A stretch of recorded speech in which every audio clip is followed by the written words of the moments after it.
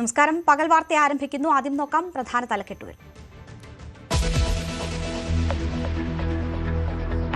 വിദേശ ഡെബിറ്റ് കാർഡുകൾ ഇന്ത്യയിലെത്തിച്ച് നടത്തിയ 100 കോടിയോളം രൂപയുടെ ഹവാല ഇടപാട് കണ്ടെത്തി ഇഡി.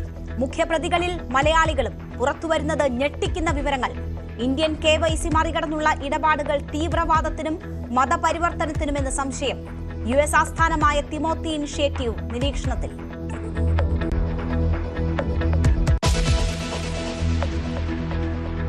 എക്സാലോജിക് CMRL മാസപ്പടി കേസിൽ ഇഡിയുടെ ചോദ്യങ്ങൾക്ക് മുന്നിൽ പിണറായി വിജയന്റെ മകൾ വീണ വിജയൻ. കൊച്ചിയിലെ ഓഫീസിൽ ഹാജരായത് 10:30-ഓടെ. ഇഡി ഓഫീസ് വരെ അനുഗമിച്ച് ഭർത്താവ് PA മുഹമ്മദ് റിയാസ് MLA. 10 വർഷത്തെ ബാങ്ക് സ്വത്ത് വിവരങ്ങൾ തേടി ഇഡി.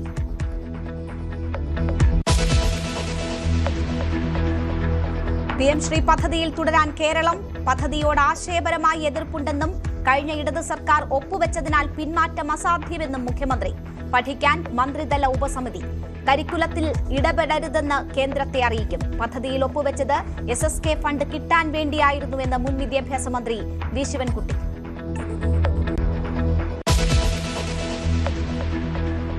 സ്ത്രീ സുരക്ഷാ പദ്ധതിയിൽ പുനഃപരിശോധനയുണ്ടാകുമെന്ന് മുഖ്യമന്ത്രി VD സതീശൻ. ഗുണഭോക്തൃ പട്ടികയിൽ പരാതികളുണ്ട്. അവസാന കാലത്താണോ ഇടത് സർക്കാർ ഇതേക്കുറിച്ച് ആലോചിച്ചതെന്ന് മുഖ്യമന്ത്രി. മറ്റു വിവാദങ്ങളിലും മറുപടി. വിവാദ പ്ലീഡർ നിയമനത്തിന്റെ ഉത്തരവാദിത്തം തനിക്ക്. പ്രതിപക്ഷം അനാവശ്യമായി കള്ളങ്ങൾ പ്രചരിപ്പിക്കുന്നുവെന്ന് VD സതീശൻ.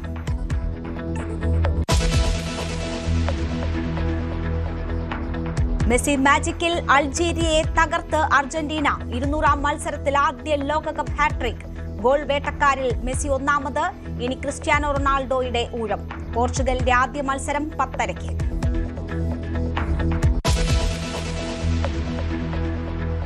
വ്യാപാര കരാർ മുതൽ പശ്ചിമേഷ്യൻ സംഘർഷം വരെ ചർച്ചയാകുന്ന ട്രംപ് മോദി കൂടിക്കാഴ്ച വൈകിട്ട് ഫ്രാൻസിൽ. കൂടിക്കാഴ്ചയ്ക്ക് ശേഷം സംയുക്ത വാർത്താ സമ്മേളനം. പശ്ചിമേഷ്യൻ സമാധാന കരാറിനെ പിന്തുണച്ച് G7 ഉച്ചകോടി. ഹോർമുസിനെ ആശ്രയിക്കുന്നത് കുറയ്ക്കണമെന്നും സംയുക്ത പ്രസ്താവന. ലബനനിൽ ആക്രമണം തുടരുന്ന ഇസ്രയേൽ നിലപാടിൽ അമേരിക്കയ്ക്കും ഇറാനും എതിർപ്പ്. നിപയ്ക്കും ഷിഗല്ലയ്ക്കും പിന്നാലെ ആശങ്ക കൂട്ടി ഡെങ്കിപ്പനിയും. പാലക്കാട് ഒരാൾ മരിച്ചു. ഒരാഴ്ചക്കിടെ ഡെങ്കി ബാധിച്ച് 3ാമത്തെ മരണം. സംസ്ഥാനത്ത് 155 ഷിഗല്ല ബാധിതരെന്ന് ആരോഗ്യവകുപ്പ്. കനത്ത ജാഗ്രത. ജില്ലാ സംസ്ഥാന തലങ്ങളിൽ നിരീക്ഷണ സംവിധാനം ഏർപ്പെടുത്തി. കോഴിക്കോട്ടെ നിപ ബാധിതന്റെ നില അതീവ ഗുരുതരം.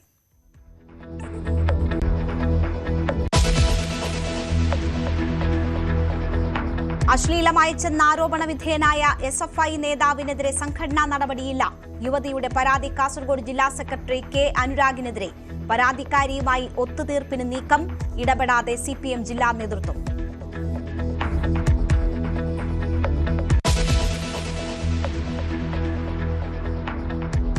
മലപ്പുറം ജില്ലയെ വിഭജിക്കണം.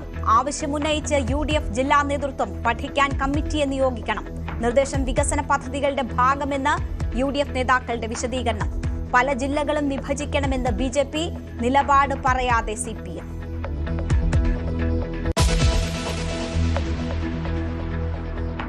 നിരോധനത്തിനെതിരെ ടെലഗ്രാം നിയമ പോരാട്ടത്തിന്. ഡൽഹി ഹൈക്കോടതിയെ സമീപിച്ചു. അടിയന്തരമായി പരിഗണിക്കാൻ അനുമതി നൽകി കോടതി. ഇന്ന് തന്നെ കേസ് കേൾക്കും.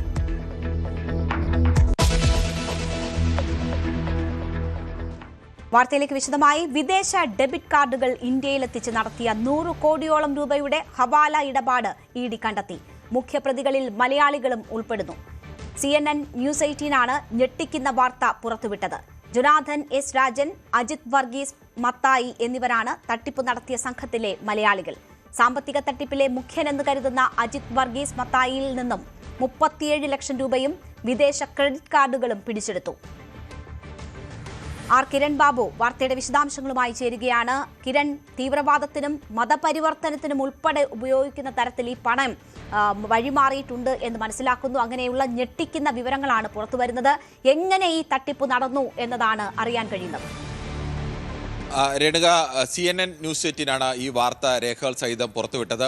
ED ആണ് ഇങ്ങനെ 100 കോടി രൂപയുടെ സാമ്പത്തിക വെട്ടിപ്പ് പിടിച്ചത്. ഈ തട്ടിപ്പ് ഇങ്ങനെയാണ് നടത്തിയത് എന്നാണ് EDയുടെ നൽകുന്ന വിവരം. പുറത്ത് വിദേശ രാജ്യങ്ങളിൽ നിന്ന് ഇന്ത്യക്കാരുടെ പേരിൽ വ്യാജമായി ക്രെഡിറ്റ് കാർഡുകൾ നിർമ്മിക്കുക, അത് ഇന്ത്യയിൽ എത്തിച്ച് 1000-ഓളം ഇങ്ങനെ ക്രെഡിറ്റ് കാർഡുകൾ ഡെബിറ്റ് കാർഡുകൾ ഇന്ത്യയിൽ എത്തിച്ചു. ഈ ഡെബിറ്റ് കാർഡുകൾ ഇന്ത്യയിൽ എത്തിച്ച് വിവിധ ആളുകൾ വഴി ഈ വിവിധ ATMകളിൽ നിന്ന് പണം പിൻവലിക്കുക. അങ്ങനെ ഇന്ത്യയിലെ ഏതെങ്കിലും ഒരാളുടെ പേരിൽ ഇന്ത്യയിൽ അങ്ങനെ ഏതെങ്കിലും ഒരു സാമ്പത്തിക ഇടപാട് നടത്തണമെങ്കിൽ നമ്മുടെ KYC നിർബന്ധമാണ്. അവരുടെ ഐഡന്റിറ്റി പൂർണ്ണമായും സർക്കാരിന് അറിഞ്ഞിരിക്കണം. എന്നാൽ ഈ ഐഡന്റിറ്റി അറിയുന്നത് മറച്ചു വെക്കാൻ വേണ്ടി വ്യാജ വഴികളിലൂടെ എങ്ങനെയാണ് ഇന്ത്യയിലേക്ക് പണം എത്തിക്കുക, അങ്ങനെ പണം എത്തിക്കാൻ വേണ്ടിയാണ് ഇത്തരത്തിൽ വ്യാജ ഡെബിറ്റ് കാർഡുകൾ വിദേശ ബാങ്കുകളുടെ പേരിൽ നിർമ്മിച്ചത്. അങ്ങനെ നിർമ്മിച്ച് അത് ഇന്ത്യയിൽ കൊണ്ടുവന്ന് ഇന്ത്യയിലെ ATMകൾ വഴി പണം എടുക്കുകയാണ് ചെയ്തത്. ഇതിൽ പിടികൂടിയ പ്രതികളിൽ പ്രധാനപ്പെട്ട ഒരാൾ അജിത് വർഗീസ് മത്തായ് എന്ന് പറയുന്നയാളാണ്. ഇയാളാണ് തിമോത്തി ഇനിഷ്യേറ്റീവ് എന്ന് പറയുന്ന അമേരിക്കയിലെ ഒരു ധനകാര്യ സ്ഥാപനത്തിൻ്റെയുമായി ബന്ധപ്പെട്ടാണ് ഇത്തരം ഇടപാടുകൾ അല്ലെങ്കിൽ ഇത്തരം തട്ടിപ്പ് നടത്തിക്കൊണ്ടിരുന്നത്. അദ്ദേഹത്തിൻ്റെ പക്കൽ നിന്നും അദ്ദേഹത്തിൻ്റെ വീട്ടിൽ നിന്നും അടക്കം അദ്ദേഹം താമസിച്ച സ്ഥലത്ത് നിന്നടക്കം റെയ്ഡിൽ 37 ലക്ഷം രൂപയും തിമോത്തി ഇനിഷ്യേറ്റീവിൻ്റെ പേരിലുള്ള ക്രെഡിറ്റ് കാർഡുകളും പിടിച്ചെടുത്തിട്ടുണ്ട്. ഇന്ത്യയിൽ തന്നെ സന്തോഷ് കുമാർ എന്ന് പറയുന്ന ഒരാളുടെ പേരിൽ തന്നെ നിരവധി ഡെബിറ്റ് കാർഡുകൾ ഇത്തരത്തിൽ നിർമ്മിച്ചതും കണ്ടെത്തിയിട്ടുണ്ട്. അങ്ങനെ മറ്റൊരാൾ കൂടി മലയാളിയും സംശയിക്കുന്ന മറ്റൊരാൾ ജോനാഥൻ S. രാജനാണ്. മറ്റൊരു പ്രധാനപ്പെട്ട പ്രതി മൈക്ക മാർക്കാണ്. ഈ ജോനാഥൻ S. രാജനാണ് തിമോത്തി ഇനിഷ്യേറ്റീവ് എന്ന് പറയുന്ന ധനകാര്യ സ്ഥാപനത്തിൻ്റെ പ്രധാനപ്പെട്ട സാമ്പത്തിക ഓപ്പറേറ്റർ എന്ന് കൂടി കരുതുന്നുണ്ട്. ഇങ്ങനെ എത്തിച്ച പണം എന്തിനു വേണ്ടിയാണ് വിനിയോഗിക്കപ്പെട്ടത്, അല്ലെങ്കിൽ അത് മറ്റ് തീവ്രവാദ പ്രവർത്തനങ്ങൾക്കൊക്കെ വിനിയോഗിക്കപ്പെട്ടിട്ടുണ്ടോ എന്നതടക്കം ഇപ്പോൾ ED പരിശോധിച്ചുകൊണ്ടിരിക്കുകയാണ്. എന്തായാലും വ്യാജ ഡെബിറ്റ് കാർഡുകൾ ഉപയോഗിച്ചുകൊണ്ട് വിദേശ ബാങ്കുകളിൽ നിന്നുള്ള പണം ഇന്ത്യയിലേക്ക് അത് പിൻവലിക്കുന്ന ഒരു രീതി, അത്തരമൊരു തട്ടിപ്പ് പുതുതായി നിലവിലെ ഇന്ത്യൻ നിയമങ്ങളെ അല്ലെങ്കിൽ ഇന്ത്യയിൽ നിലനിൽക്കുന്ന സംവിധാനങ്ങളെ മറികടക്കാൻ വേണ്ടി കണ്ടെത്തിയ ഒരു തട്ടിപ്പ് രീതിയാണ്. ഈ തട്ടിപ്പിലൂടെ ഇപ്പോൾ 100 കോടിയോളം രൂപയുടെ തട്ടിപ്പ് നടത്തി എന്നാണ് പ്രധാനമായും കണ്ടെത്തിയിരിക്കുന്നത്. ഇങ്ങനെ രാജ്യത്തെ വിവിധ സ്ഥലങ്ങളിൽ നിന്നാണ് ATMകളിൽ നിന്ന് ഇത്തരത്തിലേക്കുള്ള പണം പിൻവലിച്ചിട്ടുള്ളത്. ഈ പലരുടെ പേരിലാണ് ATMകൾ നൽകുന്നതെങ്കിലും ഇവരൊന്നുമല്ല ഈ ATMകൾ ഉപയോഗിക്കുന്നത്. മറ്റാളുകളാണ് ATM ഉപയോഗിച്ചുകൊണ്ട്, ഈ ഏജൻസികളുടെ വിവിധ ആളുകളാണ് ATM ഉപയോഗിച്ചുകൊണ്ട് പണം വ്യാപകമായി പല സ്ഥലങ്ങളിൽ നിന്നായി പിൻവലിച്ചിരിക്കുന്നത് എന്നും കണ്ടെത്തിയിട്ടുണ്ട്. ഇതിൽ കൂടുതൽ അന്വേഷണം നടത്തിക്കൊണ്ടിരിക്കുകയാണ്. കിരൺ, വലിയ തട്ടിപ്പ്, വലിയ ആസൂത്രണത്തോടെ കൂടി നടന്ന തട്ടിപ്പ് എന്ന് വേണം ഈ വിവരങ്ങൾ പുറത്തു വരുമ്പോൾ മനസ്സിലാക്കാൻ. ഇതിൽ US ആസ്ഥാനമായ തിമോത്തി ഇനിഷ്യേറ്റീവാണ് ഇപ്പോൾ നിരീക്ഷണത്തിലുള്ള സ്ഥാപനം. ഇവർക്ക് രാജ്യത്തിനകത്ത് നിന്ന് ഏതൊക്കെ തരത്തിൽ സഹായങ്ങൾ ലഭിച്ചു എന്നതാണ് മനസ്സിലാകുന്നത്. ഇപ്പോൾ 3 മലയാളികൾ ഉൾപ്പെടെ ഇതിൽ പെടുന്നു എന്ന വിവരങ്ങൾ വരുന്നുണ്ട്. കൂടുതൽ സ്ഥാപനങ്ങൾക്കും ആളുകൾക്കും ഇതിൽ ബന്ധമുണ്ട് എന്ന സംശയത്തിലാണോ ED? രേണുക, ഇത് ഞാൻ നേരത്തെ പറഞ്ഞല്ലോ, ഇത് CNN ന്യൂസ് 18 ഈ വാർത്ത റിപ്പോർട്ട് ചെയ്തത്. അവരുടെ വാർത്തയുടെ അടിസ്ഥാനത്തിലാണ് നമ്മളും ഈ വിവരങ്ങൾ നൽകുന്നത്. ആ വാർത്തയിൽ നൽകുന്ന വിവരങ്ങളുടെ അടിസ്ഥാനത്തിലാണെങ്കിൽ 1000-ഓളം ഡെബിറ്റ് കാർഡുകൾ ഇത്തരത്തിൽ ഈ തിമോത്തി ഇനിഷ്യേറ്റീവിൻ്റെ പേരിൽ അത്തരം വിദേശ ബാങ്കുകളുടെ പേരിലുള്ള 1000-ഓളം ഡെബിറ്റ് കാർഡുകൾ വ്യാജമായി നിർമ്മിച്ചു. അത് ഇന്ത്യക്കാരുടെ പേരിലാണ് ഇങ്ങനെ ഡെബിറ്റ് കാർഡുകൾ വ്യാജമായി നിർമ്മിക്കുന്നത്. ആ ഡെബിറ്റ് കാർഡുകൾ ഇന്ത്യയിൽ എത്തിക്കുക. ഇന്ത്യയിൽ എത്തിച്ച ശേഷം വിവിധ ആളുകൾക്ക് ഈ ഡെബിറ്റ് കാർഡ് വിതരണം ചെയ്ത് അവരിൽ നിന്ന് ഈ ബാങ്ക് അക്കൗണ്ടുകളിൽ നിന്ന് വിദേശത്ത് നിന്ന് ഇപ്പോൾ ഇന്ത്യയിലേക്ക് പണം അയക്കണമെങ്കിൽ സ്വാഭാവികമായും അത് ഏത് അക്കൗണ്ടിലേക്ക് വരുന്നു, എങ്ങനെ പണം വരുന്നു, ഇത്തരം കാര്യങ്ങളൊക്കെ ഇന്ത്യൻ സർക്കാരിന് ഔദ്യോഗികമായി അറിഞ്ഞിരിക്കണം. ഇന്ത്യയിലെ ഏത് അക്കൗണ്ടിലേക്ക് വന്നാലും അങ്ങനെ വിദേശത്തു നിന്ന് പണം എത്തുന്നതിനെ സംബന്ധിച്ച് കൃത്യമായ രേഖകളും അതിൻ്റെ വിവരങ്ങളും ലഭ്യമാവും. കാരണം ഇന്ത്യയിലെ ഏത് അക്കൗണ്ടിലും KYC ഉണ്ട്. ആരാണ് പണം പിൻവലിച്ചതെന്ന് സംബന്ധിച്ച് കൃത്യമായ വിവരങ്ങൾ അറിയാം. അതിന് പകരമായിട്ടാണ് ഇത്തരത്തിൽ വ്യാജമായ രീതിയിൽ ഇന്ത്യക്കാരുടെ പേരിൽ വിദേശത്ത് ഡെബിറ്റ് കാർഡുകൾ വിദേശ ധനകാര്യ സ്ഥാപനങ്ങളുടെ പേരിൽ എടുക്കുക. ആ ധനകാര്യ സ്ഥാപനങ്ങളുടെ പേരിലുള്ള ഇന്ത്യയിൽ പിൻവലിക്കാൻ കഴിയുന്ന അക്കൗണ്ടുകളിലേക്ക് കൊണ്ടുവന്നിട്ട് ഇന്ത്യയിലെ ATMകൾ വഴി ഈ പണം പിൻവലിക്കുക. ഇങ്ങനെ ഏകദേശം 100 കോടിയോളം രൂപയാണ് ഇന്ത്യയിലെ വിവിധ നഗരങ്ങളിൽ നിന്നാണ് ഇത് പിൻവലിക്കപ്പെട്ടിട്ടുള്ളത് എന്നാണ് കണ്ടെത്തിയിട്ടുള്ളത്.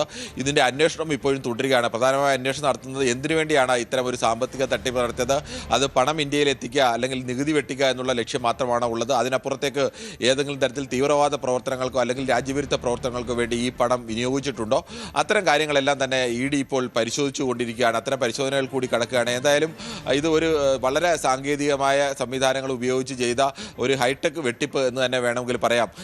ഇന്ത്യയിലെ നിയമങ്ങളെല്ലാം മറികടക്കാൻ വേണ്ടി ATMൽ നിന്ന് അനായാസം പണം മറ്റ് പലതരത്തിലും പണം ഇന്ത്യയിലേക്ക് എത്തിച്ചാൽ അത് പിടിക്കപ്പെടാനൊക്കെ പല സാധ്യതകളുണ്ട്. പക്ഷേ ATMൽ നിന്ന് സ്വാഭാവികമായും എടുക്കുന്ന രീതിയിലേക്ക് പണമെടുത്താൽ അത് പിടിക്കപ്പെടാനുള്ള സാധ്യത വളരെ കുറവാണ്. ഇത് മുതലാക്കിക്കൊണ്ടാണ് ഇവർ എടുക്കുന്ന ATMകൾക്ക് ഏതെങ്കിലും തരത്തിൽ ഇന്ത്യൻ KYCയിൽ എവിടെയെങ്കിലും ബാധകമാകുന്നുമില്ല. വിദേശ ബാങ്കുകളുടെ പേരിലുള്ള ATM വിദേശത്ത് നിന്ന് വരുന്നവർ ഇന്ത്യയിൽ കൊണ്ടുവന്ന് അത് ഇന്ത്യയിൽ നിന്ന് പണമെടുക്കുന്നു എന്നുള്ള രീതിയിലാണ് ഇവർ ചെയ്തിരിക്കുന്നത്. ചെയ്തിരിക്കുന്നത്. അത് ഇന്ത്യക്കാരുടെ അഡ്രസ്സിൽ ഒരേ വിലാസിൽ തന്നെ സന്തോഷ് കുമാർ എന്നുള്ള ഒരു പേരിൽ തന്നെ 20ഓളം ATM കാർഡുകളൊക്കെ പിടിച്ചെടുത്തിട്ടുണ്ട്. അങ്ങനെ അത് അവർ ഇന്ത്യയിലെ പല ആളുകളുടെ കയ്യിലായി കൊടുത്ത് പല ATMകളിൽ നിന്ന് ഈ പണം പിൻവലിച്ചു. ഇങ്ങനെ ഏകദേശം 100 കോടിയോളം രൂപ പിൻവലിക്കപ്പെട്ടിട്ടുണ്ട് എന്നുള്ളതാണ് ഇപ്പോൾ EDയുടെ ഭാഗത്ത് നിന്ന് കിട്ടുന്ന വിവരമായി CNN ന്യൂസ് 18 പറയുന്നത്. അത്തരം ഇനി കൂടുതൽ അന്വേഷണം ഇത്തരത്തിൽ നടത്തിക്കൊണ്ടിരിക്കുകയാണ്. ഇതിൽ കൂടുതൽ പണമുണ്ടോ? ഇപ്പോൾ ഈ മുഖ്യ പ്രതികൾ എന്ന് കരുതുന്ന 5 പേരുടെ പേരുകളാണുള്ളത്. അതിൽ 5 പേരിലെ 2 പേരുകൾ നമ്മൾ ആദ്യം പറഞ്ഞു. ആ 2 പേരുകളാണ് മലയാളികളായിട്ടുള്ളത്. അതിൽ ഏറ്റവും പ്രധാനപ്പെട്ട മുഖ്യപ്രതിയെ സംശയിക്കുന്ന ആൾ തന്നെ മലയാളിയാണ്. അജിത് വർഗീസ് മത്തായി എന്നാണ് ഇയാളുടെ പേര്. മറ്റൊന്ന് ജോനാഥൻ S. രാജനാണ്. ഇവർ 2 പേരുമാണ് ഈ തിമോത്തി ഇനിഷ്യേറ്റീവ് എന്ന് പറയുന്ന TTI എന്ന് പറയുന്ന ധനകാര്യ സ്ഥാപനവുമായി നേരിട്ട് ബന്ധപ്പെട്ട ആളുകളാണ്. ഇവരാണ് ഈ തരത്തിലേക്ക് വ്യാജമായി ഇത്തരം ഡെബിറ്റ് കാർഡുകൾ നിർമ്മിച്ചതും. ഈ വർഗീസ് മത്തായി തന്നെയാണ് ഇത്തരം ഡെബിറ്റ് കാർഡുകളുടെ അച്ചടിയും വിതരണവും ഒക്കെ നടത്തിയത് എന്നാണ് അന്വേഷണ ഏജൻസികൾ നൽകുന്ന സൂചന. ഇനി അത് എവിടെയാണ് ഇത്തരം ഡെബിറ്റ് കാർഡുകൾ ഉണ്ടാക്കിയത്? ഇന്ത്യയിൽ വെച്ചാണോ ഡെബിറ്റ് കാർഡുകൾ ഉണ്ടാക്കിയത്? വിദേശത്ത് നിന്ന് ഇത്തരം വ്യാജ ഡെബിറ്റ് കാർഡുകൾ ഉണ്ടാക്കി ഇവിടെ കൊണ്ടുവരികയായിരുന്നു? അതോ ഇനി വിദേശത്തെ ബാങ്ക് ഈ ധനകാര്യ സ്ഥാപനത്തിൽ വ്യാജമായ വിലാസം നൽകിക്കൊണ്ട് അങ്ങനെ ഒന്നിലേറെ പല ഇന്ത്യൻ വിലാസം നൽകിക്കൊണ്ട് അവിടെ അങ്ങനെ അക്കൗണ്ട് എടുത്ത് അതിൽ വഴി പണമാണ് ഇവിടെ എത്തിച്ചത്? എന്തായാലും ഇന്ത്യൻ ധനകാര്യ സംവിധാനങ്ങളെ ആകെ അട്ടിമറിച്ചുകൊണ്ട് ആ സംവിധാനങ്ങളുടെ ഒന്നും പിടിയിൽപ്പെടാതെ ആ സംവിധാനങ്ങളുടെ സ്കാനറുകളിലൊന്നും പെടാതെ ഇന്ത്യയിലേക്ക് 100 കോടിയോളം രൂപ ഈ തരത്തിൽ കടത്തി എന്നാണ് ഇപ്പോൾ അറിയുന്നത്. അന്വേഷണ ഏജൻസിയുടെ മറ്റൊരു പ്രധാനപ്പെട്ട വിഷയം ഇതൊരു സാമ്പത്തിക വിഷയം എന്നതിനപ്പുറത്തേക്ക് ഈ സമ്പത്ത് ഉപയോഗിച്ചുകൊണ്ട് ഈ 100 കോടിയോളം രൂപ എന്തിനു ഉപയോഗിച്ചു എന്നതിൽ അന്വേഷണം നടക്കുകയാണ്. അതിലേതെങ്കിലും തീവ്രവാദ പ്രവർത്തനങ്ങൾക്ക് ഉപയോഗിച്ചോ, രാജ്യവിരുദ്ധ പ്രവർത്തനങ്ങൾക്ക് ഉപയോഗിച്ചോ, അതോ മറ്റേതെങ്കിലും ഇന്ത്യയിൽ എന്തിനു വേണ്ടി പണം ഉപയോഗിച്ചോ, അത്തരത്തിലേക്കുള്ള അന്വേഷണമൊക്കെ ഇപ്പോഴും നടന്നുകൊണ്ടിരിക്കുകയാണ്. അതെല്ലാം ഇപ്പോൾ സംശയത്തിൻ്റെ നിഴലിൽ നിൽക്കുകയാണ്. അത്തരം അന്വേഷണമൊക്കെ കൂടുതൽ അന്വേഷണത്തിലൂടെ മാത്രമേ അത് എന്തിനു ഉപയോഗിച്ചു എന്നതൊക്കെ നമുക്ക് കണ്ടെത്താൻ കഴിയൂ. ശരി, ആർ കിരൺ ബാബുവാണ് വാർത്തയുടെ വിശദാംശങ്ങൾ നൽകിയത്. CMRL എക്സാലോജിക് സാമ്പത്തിക ഇടപാട് കേസിൽ പ്രതിപക്ഷ നേതാവ് പിണറായി വിജയന്റെ മകൾ വീണ ടി ED ഓഫീസിൽ ഹാജരായി. വീണയെ ED ഉദ്യോഗസ്ഥർ ചോദ്യം ചെയ്യുകയാണ്. രാവിലെ 10:30 MLAയും ഭർത്താവുമായ PM മുഹമ്മദ് റിയാസിനൊപ്പമാണ് വീണ കൊച്ചിയിലെ ED ഓഫീസിൽ ഹാജരായത്. നവമി ദിനേശ് വാർത്തയുടെ വിശദാംശങ്ങളുമായി ചേരുന്നു.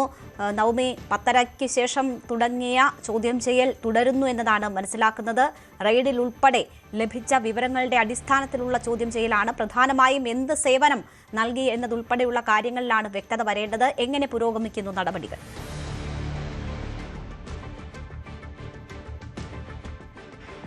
രേണുക, 10:30 തന്നെ വീണ ടി ഇഡിക്ക് മുന്നിൽ ഹാജരായിട്ടുണ്ട്. മുൻ MLAയും ഭർത്താവുമായിട്ടുള്ള മുഹമ്മദ് റിയാസിനോടൊപ്പമാണ് വീണ ടി ED ഓഫീസിലേക്ക് എത്തിയത്. അതിനുശേഷം 11 മണിയോടുകൂടി തന്നെ ചോദ്യം ചെയ്യൽ നടപടികൾ ആരംഭിച്ചു. ED ഉദ്യോഗസ്ഥരുടെ നേതൃത്വത്തിലാണ് ഈ ചോദ്യം ചെയ്യൽ പുരോഗമിക്കുന്നത്. പ്രധാനമായും ED വീണയിൽ നിന്നും ചോദിച്ചറിയുന്നത് ഈ CMRL എക്സാലോജിക്കുമായിട്ടുള്ള സാമ്പത്തിക ഇടപാട്, അതിൽ 2 കോടിയിലധികം രൂപയുടെ ഒരു ഇടപാടാണ് ഈ 2 കമ്പനികളും തമ്മിൽ നടത്തിയത്. അതെന്ത് സേവനം നൽകിക്കൊണ്ടുള്ള ഒരു ഇടപാടാണ് ഇവർക്കിടയിൽ ഉണ്ടായിരുന്നത്? കാരണം ഇതുവരെയുള്ള അന്വേഷണത്തിൽ, അതായത് SFOയുടെ അടക്കമുള്ള അന്വേഷണത്തിൽ ഇവർ തമ്മിലുള്ള സേവനം, എന്തിനാണ് ഇത്രയും വലിയ തുക ഇവർക്കിടയിൽ കൈമാറ്റം ചെയ്യപ്പെട്ടതെന്ന് കണ്ടെത്താൻ കഴിഞ്ഞിട്ടില്ല. അതുകൊണ്ട് തന്നെയാണ് ED ഇവിടെ സംശയിക്കുന്നത് ഇതൊരു കള്ളപ്പണം വെളുപ്പിക്കൽ കൂടിയാണോ ഈ ഒരു സാമ്പത്തിക ഇടപാടുമായി പിന്നിൽ എന്നൊരു സംശയമാണ് EDയും കണ്ടെത്തിയിരിക്കുന്നത്. നേരത്തെ 12 ഇടങ്ങളിൽ ആയിരുന്നു റെയ്ഡ് നടന്നത് EDയുടെ നേതൃത്വത്തിൽ. അതിൽ വീണ വിജയന്റെ വീട്ടിലും റെയ്ഡ് ഉണ്ടായിരുന്നു. ആ റെയ്ഡിൽ നിർണായകമായിട്ടുള്ള ചില വിവരങ്ങൾ കണ്ടെത്തിയെന്നാണ് ED ഉദ്യോഗസ്ഥർ വ്യക്തമാക്കുന്നത്. അങ്ങനെയാണെങ്കിൽ ആ രേഖകൾ മുന്നോട്ട് വെച്ചുള്ള ഒരു ചോദ്യം ചെയ്യൽ തന്നെയായിരിക്കും വീണയോട് ഉണ്ടാകുക. അതോടൊപ്പം തന്നെ വീണയുടെ 3 ബാങ്ക് അക്കൌണ്ടുകളാണ് ഇപ്പോൾ മരവിപ്പിച്ചിരിക്കുന്നത്. ഈ അക്കൌണ്ടിലൂടെയാണ് CMRLും CMRLിലെ സഹോദര സ്ഥാപനങ്ങൾ വഴിയുമൊക്കെ വീണയുടെ അക്കൌണ്ടിലേക്ക് പണം എത്തിയിരിക്കുന്നതെന്നാണ് EDയുടെ കണ്ടെത്തൽ. എന്തായാലും അതിലൊക്കെ വിശദമായുള്ള ഒരു ചോദ്യം ചെയ്യൽ തന്നെ ഉണ്ടാകും. കഴിഞ്ഞ ദിവസമായിരുന്നു, അതായത് ഇന്നലെയാണ് CMRL MD ശശിധരൻ കർത്തയുടെ ഭാര്യ ജയ കർത്തയും 2 മക്കളെയും ചോദ്യം ചെയ്തത്. അവരിൽ നിന്നുമൊക്കെ വിവരങ്ങൾ ചോദിച്ചറിയുകയായിരുന്നു. അവരുടെ ഉത്തരങ്ങളും വീണ നൽകുന്ന മറുപടിയും അത് രണ്ടും താരതമ്യപ്പെടുത്തിയതിനു ശേഷമായിരിക്കും അടുത്ത നടപടിക്രമത്തിലേക്ക് ED കടക്കുക.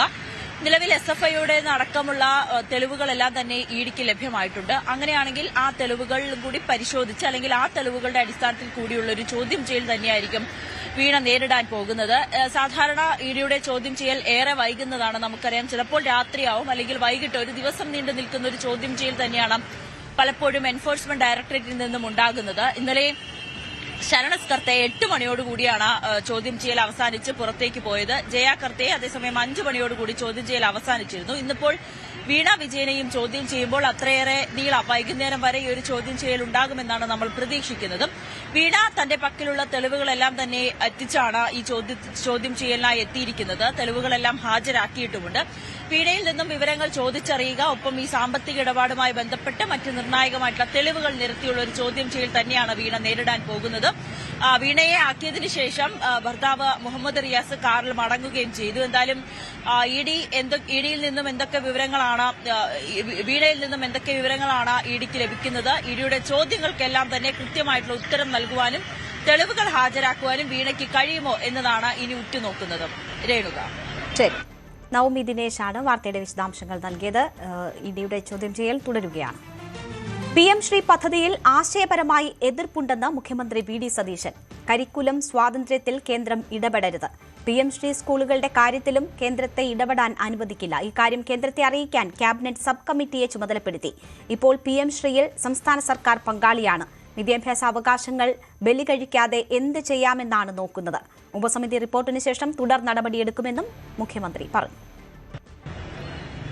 കഴിഞ്ഞ സർക്കാരിന്റെ കാലത്ത് മന്ത്രിസഭ പോലും അറിയാതെ വിദ്യാഭ്യാസ മന്ത്രി മുഖ്യമന്ത്രി നിർദ്ദേശപ്രകാരം ഒപ്പിട്ട പദ്ധതിയായിരുന്നു PMC. പിന്നീട് വലിയ രാഷ്ട്രീയവാദമാവുകയും CPI പദ്ധതിയിൽ പിന്മാറണമെന്ന സർക്കാരോട് ആവശ്യപ്പെടുകയും ചെയ്തു. അങ്ങനെയാണ് ഒരു മന്ത്രിസഭാ ഉപസമിതിയെ പദ്ധതിയുടെ തുടർകാര്യങ്ങൾ ചർച്ച ചെയ്യാൻ മന്ത്രിസഭാ ഉപസമിതിയെ അന്ന് ചുമതലപ്പെടുത്തിയത്. പക്ഷേ ആ ഉപസമിതി യോഗം ചേരുകയോ അതുമായി ബന്ധപ്പെട്ട ഒരു കാര്യങ്ങളിലും തീരുമാനമെടുക്കുകയോ ചെയ്തില്ല. ഈ സർക്കാരിനും PMC ഒരു തലവേദനയും മാറി. ആ സാഹചര്യത്തിലാണ് മന്ത്രിസഭാ യോഗം ഇന്ന് വിഷയം ചർച്ച ചെയ്തത്. പദ്ധതിയിൽ നിന്ന് പിന്മാറാൻ കഴിയില്ല എന്ന നിലപാടാണ് മന്ത്രിസഭായോഗം സ്വീകരിച്ചത്. മുഖ്യമന്ത്രി VD സതീശൻ വാർത്താ സമ്മേളനത്തിലും വ്യക്തമാക്കിയത് അതുതന്നെയാണ്.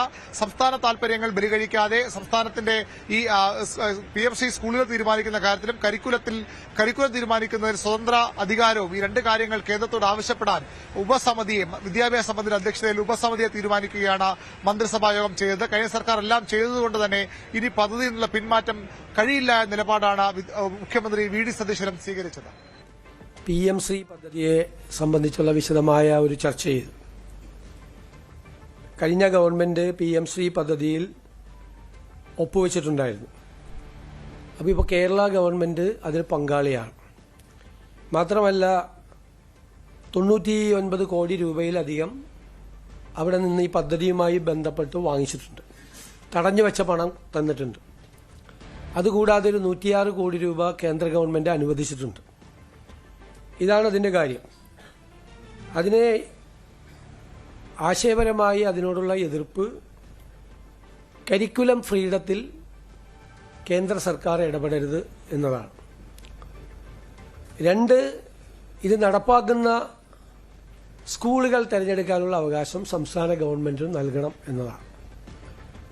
അപ്പോൾ ഒരു കാരണവശാലും കരിക്കുലം സ്വാതന്ത്ര്യത്തിൽ അത് തീരുമാനിക്കാനുള്ള സ്വാതന്ത്ര്യത്തിൽ സംസ്ഥാന സർക്കാരിനുള്ള സ്വാതന്ത്ര്യത്തിൽ ഇടപെടാൻ ഒരു കാരണവശാലും അനുവദിക്കില്ല.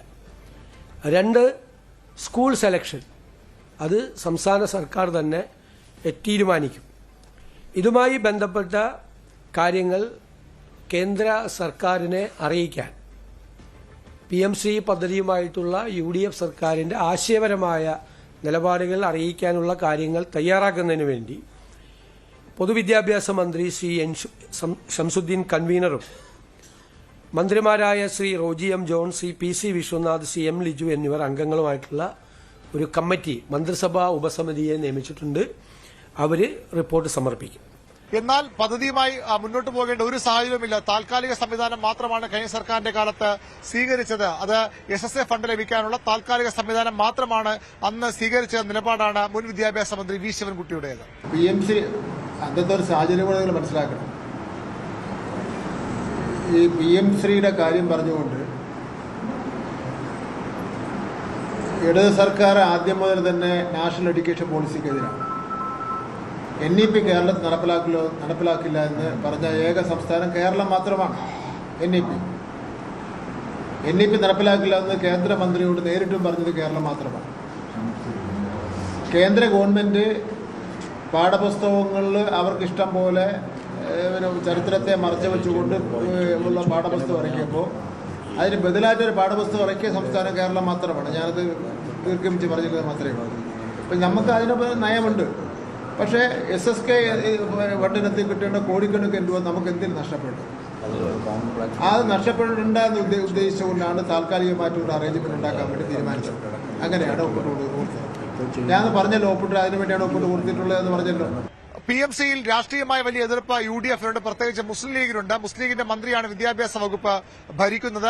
അപ്പോഴും ആ പദ്ധതിയുമായി മുന്നോട്ട് പോകുന്നതിൽ രാഷ്ട്രീയമായ വലിയ എതിർപ്പ് മുന്നണിയിൽ രൂപപ്പെടുകയാണ്. പക്ഷേ പദ്ധതിയിൽ നിന്ന് പിന്മാറാൻ കഴിയില്ല നിലപാടിൽ മുഖ്യമന്ത്രി ഉറച്ചു നിൽക്കുന്നു. ഏതായാലും UDF-നുള്ളിലും ഇതൊരു വിവാദമായി വളർന്നു വരാനാണ് സാധ്യത. ഇപ്പോൾ PM ശ്രീ സംബന്ധിച്ച് വിദ്യാഭ്യാസ മന്ത്രി പ്രതികരിക്കുന്നു. കഴിഞ്ഞ മെയ് മാസത്തിലും കേന്ദ്രത്തിൽ നിന്ന് ഇതിന്റെ തുടർ നടപടികൾ ആരംഭിക്കണമെന്ന് പറഞ്ഞിട്ട്, കാരണം ഒപ്പിട്ട കരാറിൻ്റെ തുടർ നടപടികൾ ആരംഭിക്കണമെന്ന് പറഞ്ഞിട്ട് നമുക്ക് കത്ത് വന്നിട്ടുണ്ട്. അപ്പോൾ ഒപ്പിട്ട് കഴിഞ്ഞാൽ പിന്നെ അതിനടുത്ത നടപടിക്രമങ്ങളുണ്ട്.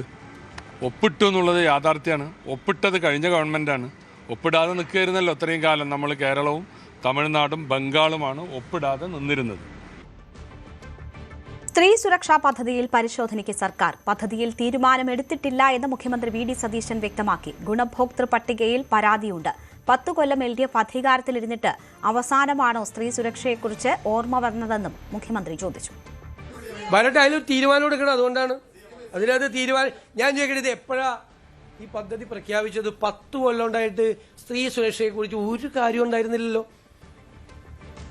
ലോക്കൽ ബോഡി ഇലക്ഷൻ കൂടി തോറ്റു. ഫെബ്രുവരിയിലാണ് പ്രഖ്യാപിക്കുന്നത്. പോണ പോക്കിന്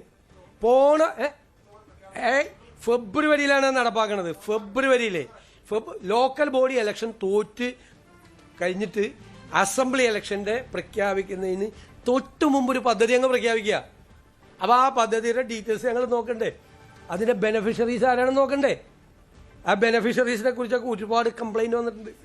കാരണം അതെ, ഇലക്ഷന് മുമ്പേ അല്ല, ഞാൻ പറയട്ടെ തന്നെ, ഇലക്ഷന് മുമ്പ് അങ്ങ് കൊടുത്തേക്കണേ. ഇലക്ഷൻ സമയത്തെ അങ്ങനെ ഏതെങ്കിലും ഗവൺമെന്റ് ചെയ്തിട്ടുണ്ടോ കേരളത്തിൽ? ഏതെങ്കിലും ഗവൺമെന്റ് കേരളത്തിൽ ചെയ്തിട്ടുണ്ടോ? 1600 രൂപയുടെ പെൻഷൻ 2500 ആക്കുമെന്ന് 5 കൊല്ലം മുമ്പ് ഉറപ്പ് കൊടുത്തല്ലേ? 4.25 കൊല്ലക്കാലം 1 രൂപ കൂട്ടിയില്ലല്ലോ.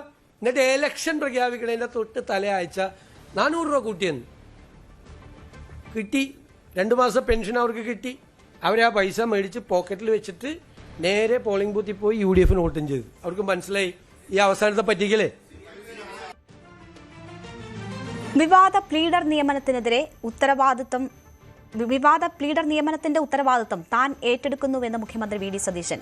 പലരും തന്ന ശുപാർശ അനുസരിച്ചാണ് പട്ടിക തയ്യാറാക്കിയത്. തെറ്റ് ശ്രദ്ധയിൽപ്പെട്ടപ്പോൾ തന്നെ തിരുത്തിയെന്നും VD സതീശൻ പറഞ്ഞു. ഞാൻ പറഞ്ഞല്ലോ, നമ്മൾ 80ഓളം ഗവൺമെന്റ് പ്ലീഡർമാരെ നമ്മൾ നിയമിച്ചു. അതിൽ സ്പെഷ്യൽ ഗവൺമെന്റ് പ്ലീഡർമാരുണ്ടായി. അത് ദേവസ്വം ഗവൺമെന്റ് പ്ലീഡറെ ഇതുവരെ നിയമിച്ചിട്ടില്ല. ഒരു വകുപ്പിന്റെയും സ്പെഷ്യൽ ഗവൺമെന്റ് പ്ലീഡർമാരെ നിയമിച്ചിട്ടില്ല. ഇന്നുവരെ ഒരാളുടെയും വകുപ്പ് തീരുമാനിച്ചിട്ടില്ല ഇതുവരെ. അത് ഞാൻ ബജറ്റ് അവതരിപ്പിച്ച ശേഷം എറണാകുളത്ത് ചെന്നതിന് ശേഷം ലോ മിനിസ്റ്റർ എന്നുള്ള നിലയിൽ കൂടി AG-മായും DGP-മായും ബന്ധപ്പെട്ട ആളുകളുമായി സംസാരിച്ച് മന്ത്രിമാരുടെയും കൂടി സെക്രട്ടറിമാരുടെയും കൂടി അഭിപ്രായം കേട്ടിട്ടാണ് ഓരോ വകുപ്പിനും വകുപ്പ് കൊടുക്കുന്നത്. ഞങ്ങൾ ഈ ഇത്രയും നമ്മൾ പേര് കൊടുക്കുന്ന സമയത്ത് ഇവരാർക്കൊക്കെ വേണ്ടി അപ്പിയർ ചെയ്തൊന്ന് പരിശോധിക്കാനുള്ള സംവിധാനമില്ല. ഞങ്ങൾ വന്നു കഴിഞ്ഞപ്പോൾ ഒരു തെറ്റ് ശ്രദ്ധയിൽപ്പെട്ടു. എല്ലാവരും പറഞ്ഞു, ഇന്ന പശ്ചാത്തലമുള്ള ഒരാളെ ഗവൺമെന്റ് പ്ലീഡറാക്കി എന്ന് പറയും. എന്താ ചെയ്തത്? അപ്പം തന്നെ കറക്റ്റ് ചെയ്ത്. അതിന്റെ ആഘോഷിക്കാനുള്ള ഇത്രേ എനിക്ക് മനസ്സിലായില്ല. തെറ്റാണ് എന്ന് കണ്ടപ്പോൾ അതുമ്മ പിടിച്ച് തൂങ്ങി ആടിയില്ല, ഊഞ്ഞാലാടിയില്ല. ആ തെറ്റുമ്മ ഇരുന്നുണ്ട്. ആ തെറ്റ് കറക്റ്റ് ചെയ്തു. ഞാൻ എൻ്റെ ആദ്യത്തെ പത്രസമ്മേളനത്തിൽ പറഞ്ഞെന്താ, തെറ്റുകൾ സംഭവിക്കും. നിങ്ങളടക്കം, പ്രതിപക്ഷമടക്കം ആളുകൾ ചൂണ്ടിക്കാണിച്ചാൽ ഞങ്ങൾ കറക്റ്റ് ചെയ്യും. അത് കറക്റ്റ് ചെയ്തു. ഒരു പേര് അത് കറക്റ്റ് ചെയ്തു. അതിന്റെ അപ്പുറത്ത് എന്താണ്? ഒരു 80 പേരെ വെച്ചപ്പോൾ 80 ഈ വക്കീലന്മാരും ഇതിനു മുമ്പ് ആർക്കൊക്കെ വേണ്ടി ഹാജരായിട്ടുണ്ടെന്ന് നമുക്ക് AI ടൂൾ ഉപയോഗിച്ചാൽ പോലും കിട്ടില്ല. ആർക്കൊക്കെ വേണ്ടി ഹാജരായിട്ടുണ്ടെന്ന് ഉപയോഗിച്ചാൽ കിട്ടില്ല. അപ്പൊ അത് വന്നപ്പോ ഒരു തെറ്റ് ചൂണ്ടിക്കാണിച്ചു. പിന്നെ ഉത്തരവാദിത്തം. ഇതിപ്പോ പിന്നെ ചിലർ പറഞ്ഞു മന്ത്രിസഭ അറിയാതെയാണ് ഗവൺമെന്റ് പ്ലീഡർമാരെ നിയമിച്ചതെന്ന്. ഇങ്ങനെയൊന്നും തമാശ പറയരുത്. മന്ത്രിസഭയിൽ ഇത് ടേബിൾ ചെയ്തിട്ട് ഇത് ചെയ്യാൻ പാടുള്ളൂ. മന്ത്രിസഭയിൽ ടേബിൾ ചെയ്ത് അവർക്കെല്ലാം മന്ത്രിസഭാ അംഗങ്ങൾക്ക് കോപ്പി കൊടുത്തിട്ടാ. ഇനി ആ തെറ്റ് തിരുത്തിയെങ്കിലും അതിന്റെ പൂർണ്ണമായ ഉത്തരവാദിത്തം എനിക്ക് മാത്രമാണ്. വേറെ ആർക്കുമല്ല. ഞാനല്ലല്ല, പലരും പല പ്രപ്പോസലും തന്നിട്ടാണ്. ആ പ്രപ്പോസലുകളാണ് പല രീതിയിൽ മന്ത്രിമാരുൾപ്പെടെയുള്ള ആളുകളും ഒക്കെ തരുന്ന പ്രപ്പോസൽസാണ് പരിഗണിച്ച് ലോ ഡിപ്പാർട്ട്മെന്റ് അതിൻ്റെ അകത്തൊരു ഫൈനൽ ഇതാക്കി ടേബിൾ ചെയ്യുന്നത്. ഇത് മന്ത്രിസഭയുടെ അംഗീകാരം തേടിയാണ് വെക്കുന്നത്. ഒരാളെയും അങ്ങനെ ഒരു പേര് തന്നതിന്റെ പേരിൽ കുറ്റപ്പെടുത്താൻ ഞാൻ തയ്യാറല്ല. അതിന്റെ ഉത്തരവാദിത്തം എനിക്കാണ്. മലയിടം തുരുത്ത് വിഷയം ഭംഗിയായി പരിഹരിച്ചുവെന്ന് മുഖ്യമന്ത്രി വി ഡി സതീശൻ. മലയിടം തുരുത്ത് പ്രശ്നപരിഹാരം അഭിമാനകരമാണ്. ഭൂ ഉടമകളുമായി കരാറുണ്ടാക്കി. സർക്കാർ വന്ന് 1 മാസത്തിനുള്ളിൽ രമ്യമായ പരിഹാരം കാണാനായെന്നും മുഖ്യമന്ത്രി പറഞ്ഞു. നിരവധി വർഷക്കാലമായി തർക്കങ്ങൾ കൊണ്ട് നിലനിന്നിരുന്ന പട്ടികജാതി വിഭാഗത്തിൽപ്പെട്ട 7 പേരുമായി ബന്ധപ്പെട്ട എറണാകുളം മലയിടം തുരുത്ത് പരിയത്തുകാവിലെ വിഷയം ഈ സർക്കാർ വന്ന് 1 മാസം പൂർത്തിയാകുന്നതിന് മുമ്പ് അത് ഭംഗിയായി അത് പരിഹരിച്ചു. ഭൂ ഉടമയും അവരും തമ്മിലൊരു എഗ്രിമെന്റ് ഉണ്ടാക്കി. ആ എഗ്രിമെന്റിന്റെ ഭാഗമായി അവർക്ക് 7 വീടുകൾ ഞങ്ങൾ നിർമ്മിച്ചു കൊടുക്കും. 1000 സ്ക്വയർ ഫീറ്റിന്റെ വീട് കൊടുക്കും. അതേ ഭൂമിയിൽ, തർക്കഭൂമിയിൽ തന്നെ അവർക്ക് 5 സെന്റ് വീതം ഭൂമി കിട്ടി. അവർക്കൊരു പൊതുവഴി ഉണ്ടാക്കിയിട്ടുണ്ട്. ആ പൊതുവഴി പഞ്ചായത്ത് നിർമ്മിച്ചു കൊടുക്കും. രമ്യമായ പരിഹാരം. നിങ്ങൾക്കറിയാം, ഞങ്ങളുടെ സർക്കാർ വന്നതിന്റെ പിറ്റേ ദിവസമാണ് 15ാമത്തെ റിക്കവറി നടപടി നടന്നത്. കുറെ ആളുകളൊക്കെ അവിടെ പോയി സമരമൊക്കെ ചെയ്തു. 14 പ്രാവശ്യം ഈ റിക്കവറി നടപടി നടന്നിട്ട് ഒരു ചെറുവിരൽ പോലും ആരും അനക്കിയില്ല. ഞങ്ങളുടെ മുമ്പിൽ ആദ്യം ഈ കേസ് വന്നപ്പോൾ തന്നെ ഞങ്ങളത് കൈകാര്യം ചെയ്തു. AGയെ കോടതിയിൽ ഹാജരാക്കി. AGയോട് നിർദ്ദേശം കൊടുത്ത് 2 ആഴ്ചത്തെ സമയപരിധി കോടതിയിൽ നിന്ന് വാങ്ങിച്ച് 2 കൂട്ടരുമായി നിരന്തരമായി സംസാരിച്ച് അത് ഒത്തുതീർപ്പിൽ എത്തിച്ച് എഗ്രിമെന്റ് വെച്ച് ആ എഗ്രിമെന്റ് കോടതിയെ അറിയിക്കാൻ തീരുമാനിച്ചിട്ടുണ്ട്. സമയബന്ധിതമായി ആ പ്രശ്നത്തിന് പരിഹാരം ഉണ്ടാക്കും. KSRTC ഓർഡിനറി ബസ്സുകൾ സിറ്റി ഫാസ്റ്റ് ആക്കുന്നു എന്നത് വ്യാജ പ്രചരണമെന്നും മുഖ്യമന്ത്രി വി ഡി സതീശൻ പറഞ്ഞു. പ്രിയദർശിനി പദ്ധതിയുടെ പകിട്ട് കുറയ്ക്കാൻ പച്ചക്കള്ളം പ്രചരിപ്പിക്കുകയാണ്. ഇന്നലത്തേക്കാൾ കൂടുതൽ ആളുകൾ ഇന്ന് ഓർഡിനറി ബസ്സുകളിൽ യാത്ര ചെയ്യുന്നുണ്ടെന്നും മുഖ്യമന്ത്രി പറഞ്ഞു. KSRTCയിൽ ചരിത്രപരമായ വിപ്ലവകരമായ ഒരു പരിപാടി സൗജന്യ യാത്ര നടപ്പാക്കി ഇല്ലേ? ആ സൗജന്യ യാത്ര നടപ്പാക്കിയപ്പോൾ സിറ്റി ബസ് ഓർഡിനറി ബസ്സല്ല സിറ്റി ബസ്സാക്കി മാറ്റിയെന്നും പറഞ്ഞു വ്യാജ പ്രചരണം നടത്തി. ഒറ്റ ബസ് പോലും ഓർഡിനറി ബസ് സിറ്റി ഫാസ്റ്റ് ആക്കിയിട്ടില്ല. സിറ്റി ഫാസ്റ്റ് ഇപ്പോ പല സൗകര്യത്തിനും വേണ്ടി തിരുവനന്തപുരത്ത് ഓർഡിനറി ആക്കിക്കൊണ്ടിരിക്കുക. സിറ്റി ഫാസ്റ്റ് കള്ളപ്രചരണം, അതിന്റെ ഗ്രേസ് കളയാൻ വേണ്ടി കേരളത്തിൽ സ്ത്രീകൾക്ക് വേണ്ടി നടപ്പാക്കിയ ഒരു വിപ്ലവകരമായ പദ്ധതിയുടെ ഗ്രേസ് കളയാൻ വേണ്ടി പച്ചക്കള്ളം പ്രചരിപ്പിച്ചു. പച്ചക്കള്ളം. ഓർഡിനറി ബസ് കുറയ്ക്കാൻ വേണ്ടിയിട്ട്, നമ്പർ കുറയ്ക്കാൻ വേണ്ടി ഇന്നലെ കണക്ക് വന്നല്ലോ. എത്ര ലക്ഷം പേരാണ് അതിൽ യാത്ര ചെയ്തതെന്ന്. ആവേശഭരിതരായി. എണ്ണം കൂടിയിട്ടല്ലേ യാത്ര ചെയ്തത്, എണ്ണം കുറഞ്ഞില്ലല്ലോ, കൂടുതലേ ചെയ്തത്. ഇന്നലത്തെക്കാളും കൂടുതൽ ആളുകളല്ലേ ഇന്ന് യാത്ര ചെയ്തത്. നുണ പ്രചരിപ്പിക്കുകയാണ്. മന്ത്രിസഭാ യോഗത്തിന് ശേഷം നടത്തിയ വാർത്താസമ്മേളനത്തിലാണ് വിവിധ വിഷയങ്ങളിൽ മുഖ്യമന്ത്രി അഭിപ്രായം പറഞ്ഞത്. ഇനി മറ്റ് വാർത്തകളിലേക്ക്. നിപ രോഗബാധിതനായി കോഴിക്കോട് മെഡിക്കൽ കോളേജ് ആശുപത്രിയിൽ ചികിത്സയിലുള്ള 43-കാരന്റെ നില അതീവ ഗുരുതരമായി തുടരുന്നു. വെന്റിലേറ്റർ സഹായത്തോടെയാണ് ജീവൻ നിലനിർത്തുന്നത്. ജില്ലയിൽ പുതിയ കേസുകളൊന്നും റിപ്പോർട്ട് ചെയ്തിട്ടില്ല. ആശുപത്രിയിൽ നിരീക്ഷണത്തിലായിരുന്ന 2 പേരെ കൂടി ഡിസ്ചാർജ് ചെയ്തതോടെ ആകെ 9 പേരിൽ 4 പേർ ആശുപത്രി വിട്ടു. നിലവിൽ 5 പേരാണ് നിരീക്ഷണത്തിലുള്ളത്. പുതുതായി പ്രവേശിപ്പിച്ച ഒരാളുടേതുൾപ്പെടെ സമ്പർക്ക പട്ടികയിലുള്ള 37 പേരുടെ സ്രവ പരിശോധനാ ഫലവും നെഗറ്റീവാണ്. നിലവിൽ 104 പേർ അടങ്ങുന്ന സമ്പർക്ക പട്ടിക തയ്യാറാക്കിയിട്ടുണ്ട്. ഇവർ നിരീക്ഷണത്തിലാണ്. നിപ പ്രഭവ കേന്ദ്രമായ രാമനാട്ടുകരയ്ക്ക് സമീപം വവ്വാലുകളിൽ നിന്നും വളർത്തുമൃഗങ്ങളിൽ നിന്നും ശേഖരിച്ച സാമ്പിളുകൾ പഠനത്തിനായി ഭോപ്പാലിലെ national institute of high security animal diseases ലാബിലേക്ക് അയച്ചിട്ടുണ്ട്.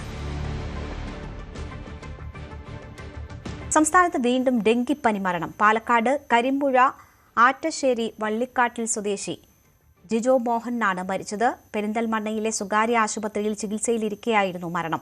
ഒരാഴ്ചക്കിടെ 3ാമത്തെ ആളാണ് സംസ്ഥാനത്ത് ഡെങ്കിപ്പനി ബാധിച്ച് മരിക്കുന്നത്. കോഴിക്കോട് വീണ്ടും മലേറിയ സ്ഥിരീകരിച്ചു. ഒളവണ്ണ സ്വദേശിക്കാണ് മലേറിയ ബാധിച്ചത്. ചുമട്ടുതൊഴിലാളിയായ 63-കാരനാണ് അസുഖം ബാധിച്ചത്. ഇദ്ദേഹത്തെ ബീച്ച് ആശുപത്രിയിൽ പ്രവേശിപ്പിച്ചു. അതിഥി തൊഴിലാളികൾ തിങ്ങിപ്പാർക്കുന്നിടത്താണ് ഇയാൾ താമസിക്കുന്നത്. പ്രദേശത്ത് പ്രതിരോധ പ്രവർത്തനങ്ങൾ തുടങ്ങിയിട്ടുണ്ട്. തിക്കോടിയിൽ കഴിഞ്ഞ ദിവസം അതിഥി തൊഴിലാളിക്ക് മലേറിയ സ്ഥിരീകരിച്ചിരുന്നു. മധ്യപ്രദേശ് സ്വദേശിയായ ഇയാൾ കോഴിക്കോട് മെഡിക്കൽ കോളേജ് ആശുപത്രിയിൽ ചികിത്സയിലാണ്. നടി ലക്ഷ്മിപ്രിയയുടെ ഭർത്താവ്, തൃപ്പൂണിത്തുറ സ്റ്റേഷനിലെ വനിതാ SI രേഷ്മ എന്നിവർക്കെതിരെ നടി അൻസിബ ഹസൻ നൽകിയ ഹർജിയിൽ ഇന്ന് പോലീസ് റിപ്പോർട്ട് സമർപ്പിക്കും. മൂവർക്കുമെതിരെ കേസെടുക്കണം എന്നായിരുന്നു അൻസിബയുടെ ആവശ്യം. തൃപ്പൂണിത്തുറ 1-ാം ക്ലാസ് മജിസ്ട്രേറ്റ് കോടതിയിലാണ് ഇത് സംബന്ധിച്ച പോലീസ് റിപ്പോർട്ട് സമർപ്പിക്കുക. പരാതിയിൽ കഴമ്പില്ല എന്നും പോലീസിന് വീഴ്ച സംഭവിച്ചിട്ടില്ല എന്നും ചൂണ്ടിക്കാട്ടി തൃക്കാക്കര SP നേരത്തെ കമ്മീഷണർക്ക് റിപ്പോർട്ട് നൽകിയിരുന്നു. അൻസിബ ലക്ഷ്മിപ്രിയയ്ക്കും SI രേഷ്മയ്ക്കുമെതിരെ നൽകിയ പരാതിയിൽ കഴമ്പില്ല എന്നായിരുന്നു തൃക്കാക്കര ACPയുടെ കണ്ടെത്തൽ. ഈ റിപ്പോർട്ടാണ് കമ്മീഷണർക്ക് കൈമാറിയത്. അത് കോടതിയിൽ സമർപ്പിക്കുമ്പോൾ കോടതിയുടെ അടുത്ത നീക്കമാണ് നിർണായകമാകുന്നത്. എന്തായാലും ഈ ഒരു കേസുമായി ബന്ധപ്പെട്ട തുടർ വാദപ്രതിവാദങ്ങൾ ഉണ്ടാകും. അതിനുശേഷമായിരിക്കും കോടതി ഒരു അന്തിമ വിധിയിലേക്ക് എത്തുക. അതിനിടയിൽ അൻസിബ ഇന്നലെ ഒരു ഫേസ്ബുക്ക് പോസ്റ്റ് ഇട്ടിരുന്നു. ആ ഫേസ്ബുക്ക് പോസ്റ്റിൽ പോലീസിനെ രൂക്ഷ വിമർശനമായിരുന്നു ഉന്നയിച്ചത്. അന്വേഷണത്തിന്റെ പേരിൽ നടക്കുന്നത് പ്രഹസനം എന്നായിരുന്നു അൻസിബ പറയുന്നത്. ഒപ്പം എങ്ങനെയാണ് FIR പോലും ഇടാത്ത ഒരു കേസിൽ ഈ ആരോപണ വിധേയരാകുന്നവരുടെയും സാക്ഷികളുടെയൊക്കെ മൊഴി രേഖപ്പെടുത്തുവാൻ പോലീസിന് കഴിയുന്നത്? അത്തരത്തിലൊരു അന്വേഷണ റിപ്പോർട്ട് പരാതിക്കാരി എന്ന നിലയ്ക്ക് തന്നിലേക്ക് തരേണ്ട ഉത്തരവാദിത്തം പോലീസിനുണ്ട്. അത്തരത്തിലുള്ളൊരു റിപ്പോർട്ട് തരാതെ അത് ആരോപണ വിധേയർക്ക് കൈമാറുന്നതിലും അനീതിയുണ്ടെന്നാണ് അൻസിബ പറയുന്നത്. തനിക്ക് നീതിയുടെ കിരണങ്ങൾ അകലെയാണ് എന്നുകൂടി അൻസിബ ഈ ഫേസ്ബുക്ക് പോസ്റ്റിൽ കുറിക്കുന്നുണ്ട്. അത് മുഖ്യമന്ത്രിക്കും ആഭ്യന്തരമന്ത്രിയെയും ടാഗ് ചെയ്തുകൊണ്ടുള്ളൊരു ഫേസ്ബുക്ക് പോസ്റ്റായിരുന്നു അൻസിബ ഇന്നലെ ഇട്ടിരുന്നത്. എന്തായാലും ഇന്നത്തെ കോടതിയുടെ നിരീക്ഷണം അത് ഏറെ നിർണായകമാണ്. അതിനിടയിൽ ടിനി ടോമിനെതിരായിട്ട് നൽകിയ പരാതിയിൽ ടിനി ടോമിന്റെയും അതോടൊപ്പം തന്നെ മറ്റ് ചില ആളുകളുടെയും, അതിൽ പ്രധാനപ്പെട്ട ഒരാളാണ് നീന കുറുപ്പ്, ശ്വേതാ മേനോൻ, ഇവരുടെയൊക്കെ മൊഴി രേഖപ്പെടുത്തി. അതിൽ ശ്വേതാ മേനോൻ ടിനി ടോമിന് അനുകൂലമാകുന്ന ഒരു നിലപാടാണ് സ്വീകരിച്ചത്. അത്തരത്തിൽ അൻസിബയോട് മോശമായി പെരുമാറിയത് തന്റെ ശ്രദ്ധയിൽപ്പെട്ടിട്ടില്ല എന്നായിരുന്നു പ്രതികരണം. അതോടൊപ്പം തന്നെയാണ് നീന കുറുപ്പ് അൻസിബയ്ക്ക് അനുകൂലമാകുന്ന രീതിയിലും ഒരു മൊഴി പോലീസിന് നൽകിയിട്ടുണ്ട്. അതിലും FIR രജിസ്റ്റർ ചെയ്തിട്ടില്ല. തുടർ നടപടികൾ പരിശോധിച്ച ശേഷമായിരിക്കും കേസെടുക്കുന്നതിലടക്കമുള്ള കാര്യങ്ങളിലേക്ക് കടവന്ത്ര പോലീസ് കടക്കുകയുള്ളൂ. നിലവിൽ അൻസിബ നൽകിയ 2 പരാതികളിലും പോലീസ് കേസെടുത്തിട്ടുമില്ല. 21-ാം തീയതിയാണ് അമ്മ താരസംഘടനയായ അമ്മയുടെ ജനറൽ ബോഡി യോഗം ചേരുന്നത്. അന്ന് ഈ വിഷയങ്ങളെല്ലാം ചർച്ചയാകും. ലക്ഷ്മിപ്രിയ തന്റെ പക്കലുള്ള തെളിവുകളെല്ലാം തന്നെ അന്ന് അമ്മ സംഘടനയിൽ ജനറൽ ബോഡിയിൽ അവതരിപ്പിക്കുമെന്ന് കൂടിയാണ് പറഞ്ഞിരിക്കുന്നത്. മലപ്പുറം ജില്ല ജനസംഖ്യാനുപാതികമായി പുനഃക്രമീകരിക്കണമെന്ന ആവശ്യവുമായി UDF ജില്ലാ നേതൃത്വം. ഇക്കാര്യം ശാസ്ത്രീയമായി പഠിക്കാൻ സർക്കാർ ഒരു കമ്മിറ്റിയെയോ ഉദ്യോഗസ്ഥനെയോ നിയോഗിക്കണമെന്നാണ് UDF മുഖ്യമന്ത്രിക്ക് മുന്നിൽ വെക്കുന്ന ആവശ്യം. ഇത് മുസ്ലിം ലീഗിന്റെയോ കോൺഗ്രസിന്റെയോ അഭിപ്രായമല്ല, മറിച്ച് UDFന്റെ ജില്ലാ വികസന പദ്ധതികളുടെ ഭാഗമാണ് എന്നാണ് നേതാക്കൾ വിശദീകരിക്കുന്നത്. പല ജില്ലകളും ജനസംഖ്യാനുപാതികമായും ഭൂവിസ്തൃതി അടിസ്ഥാനമായും പുനഃക്രമീകരിക്കണമെന്നതാണ് BJPയുടെ ഈ വിഷയത്തിലുള്ള നിലപാട്. ഇക്കാര്യത്തിൽ CPM നിലപാട് വ്യക്തമാക്കിയിട്ടില്ല.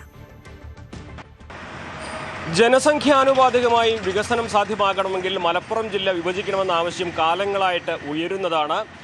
മുൻപ് SDP അടക്കമുള്ളവർ ഈ ആവശ്യം ഉന്നയിച്ച് പ്രതിഷേധത്തിനിറങ്ങിയിരുന്നു. അവർ പ്രക്ഷോഭം വരെ സംഘടിപ്പിച്ചിരുന്നു. മുസ്ലിം ലീഗും ഇക്കാര്യത്തിൽ അനുകൂല സമീപനമായിരുന്നു മുമ്പ് സ്വീകരിച്ചിരുന്നത്. ജില്ലാ പഞ്ചായത്ത് അത്തരത്തിൽ പ്രമേയം പാസാക്കുന്ന സാഹചര്യം ഉണ്ടായിരുന്നു. എന്നാൽ മാറിയ സാഹചര്യത്തിൽ മലപ്പുറം ജില്ല വിഭജിക്കണമെന്നല്ല, മറിച്ച് ജനസംഖ്യാനുപാതികമായി വികസനം സാധ്യമാകണമെങ്കിൽ ജില്ലകൾ വിഭജിക്കണമെന്നൊരു ആവശ്യമാണ് ഇപ്പോൾ ഉയരുന്നത്.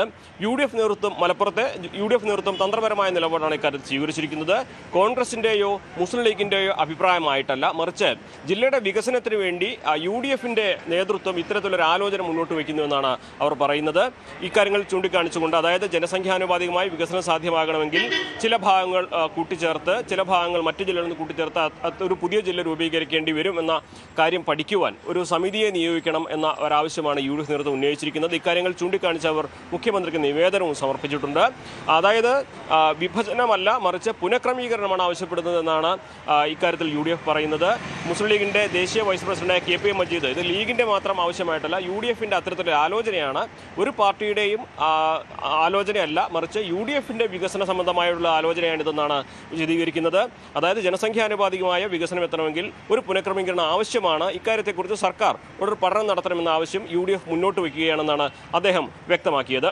UDFന്റെ തീരുമാനം എന്ന് പറയുന്നത് ഇതിൻ്റെ സാധ്യതയെ സംബന്ധിച്ച് എല്ലാ വിഭജന സാധ്യത ഉണ്ടെങ്കിൽ ആ സാധ്യതയെപ്പറ്റി പഠിച്ച് റിപ്പോർട്ട് ചെയ്യാൻ ഒരു സ്പെഷ്യൽ ഓഫീസറെ വെക്കുന്നതാണ്. സെൻസസ് കഴിയുന്നതോടുകൂടി ഇതിൻ്റെ ആവശ്യകത വരും.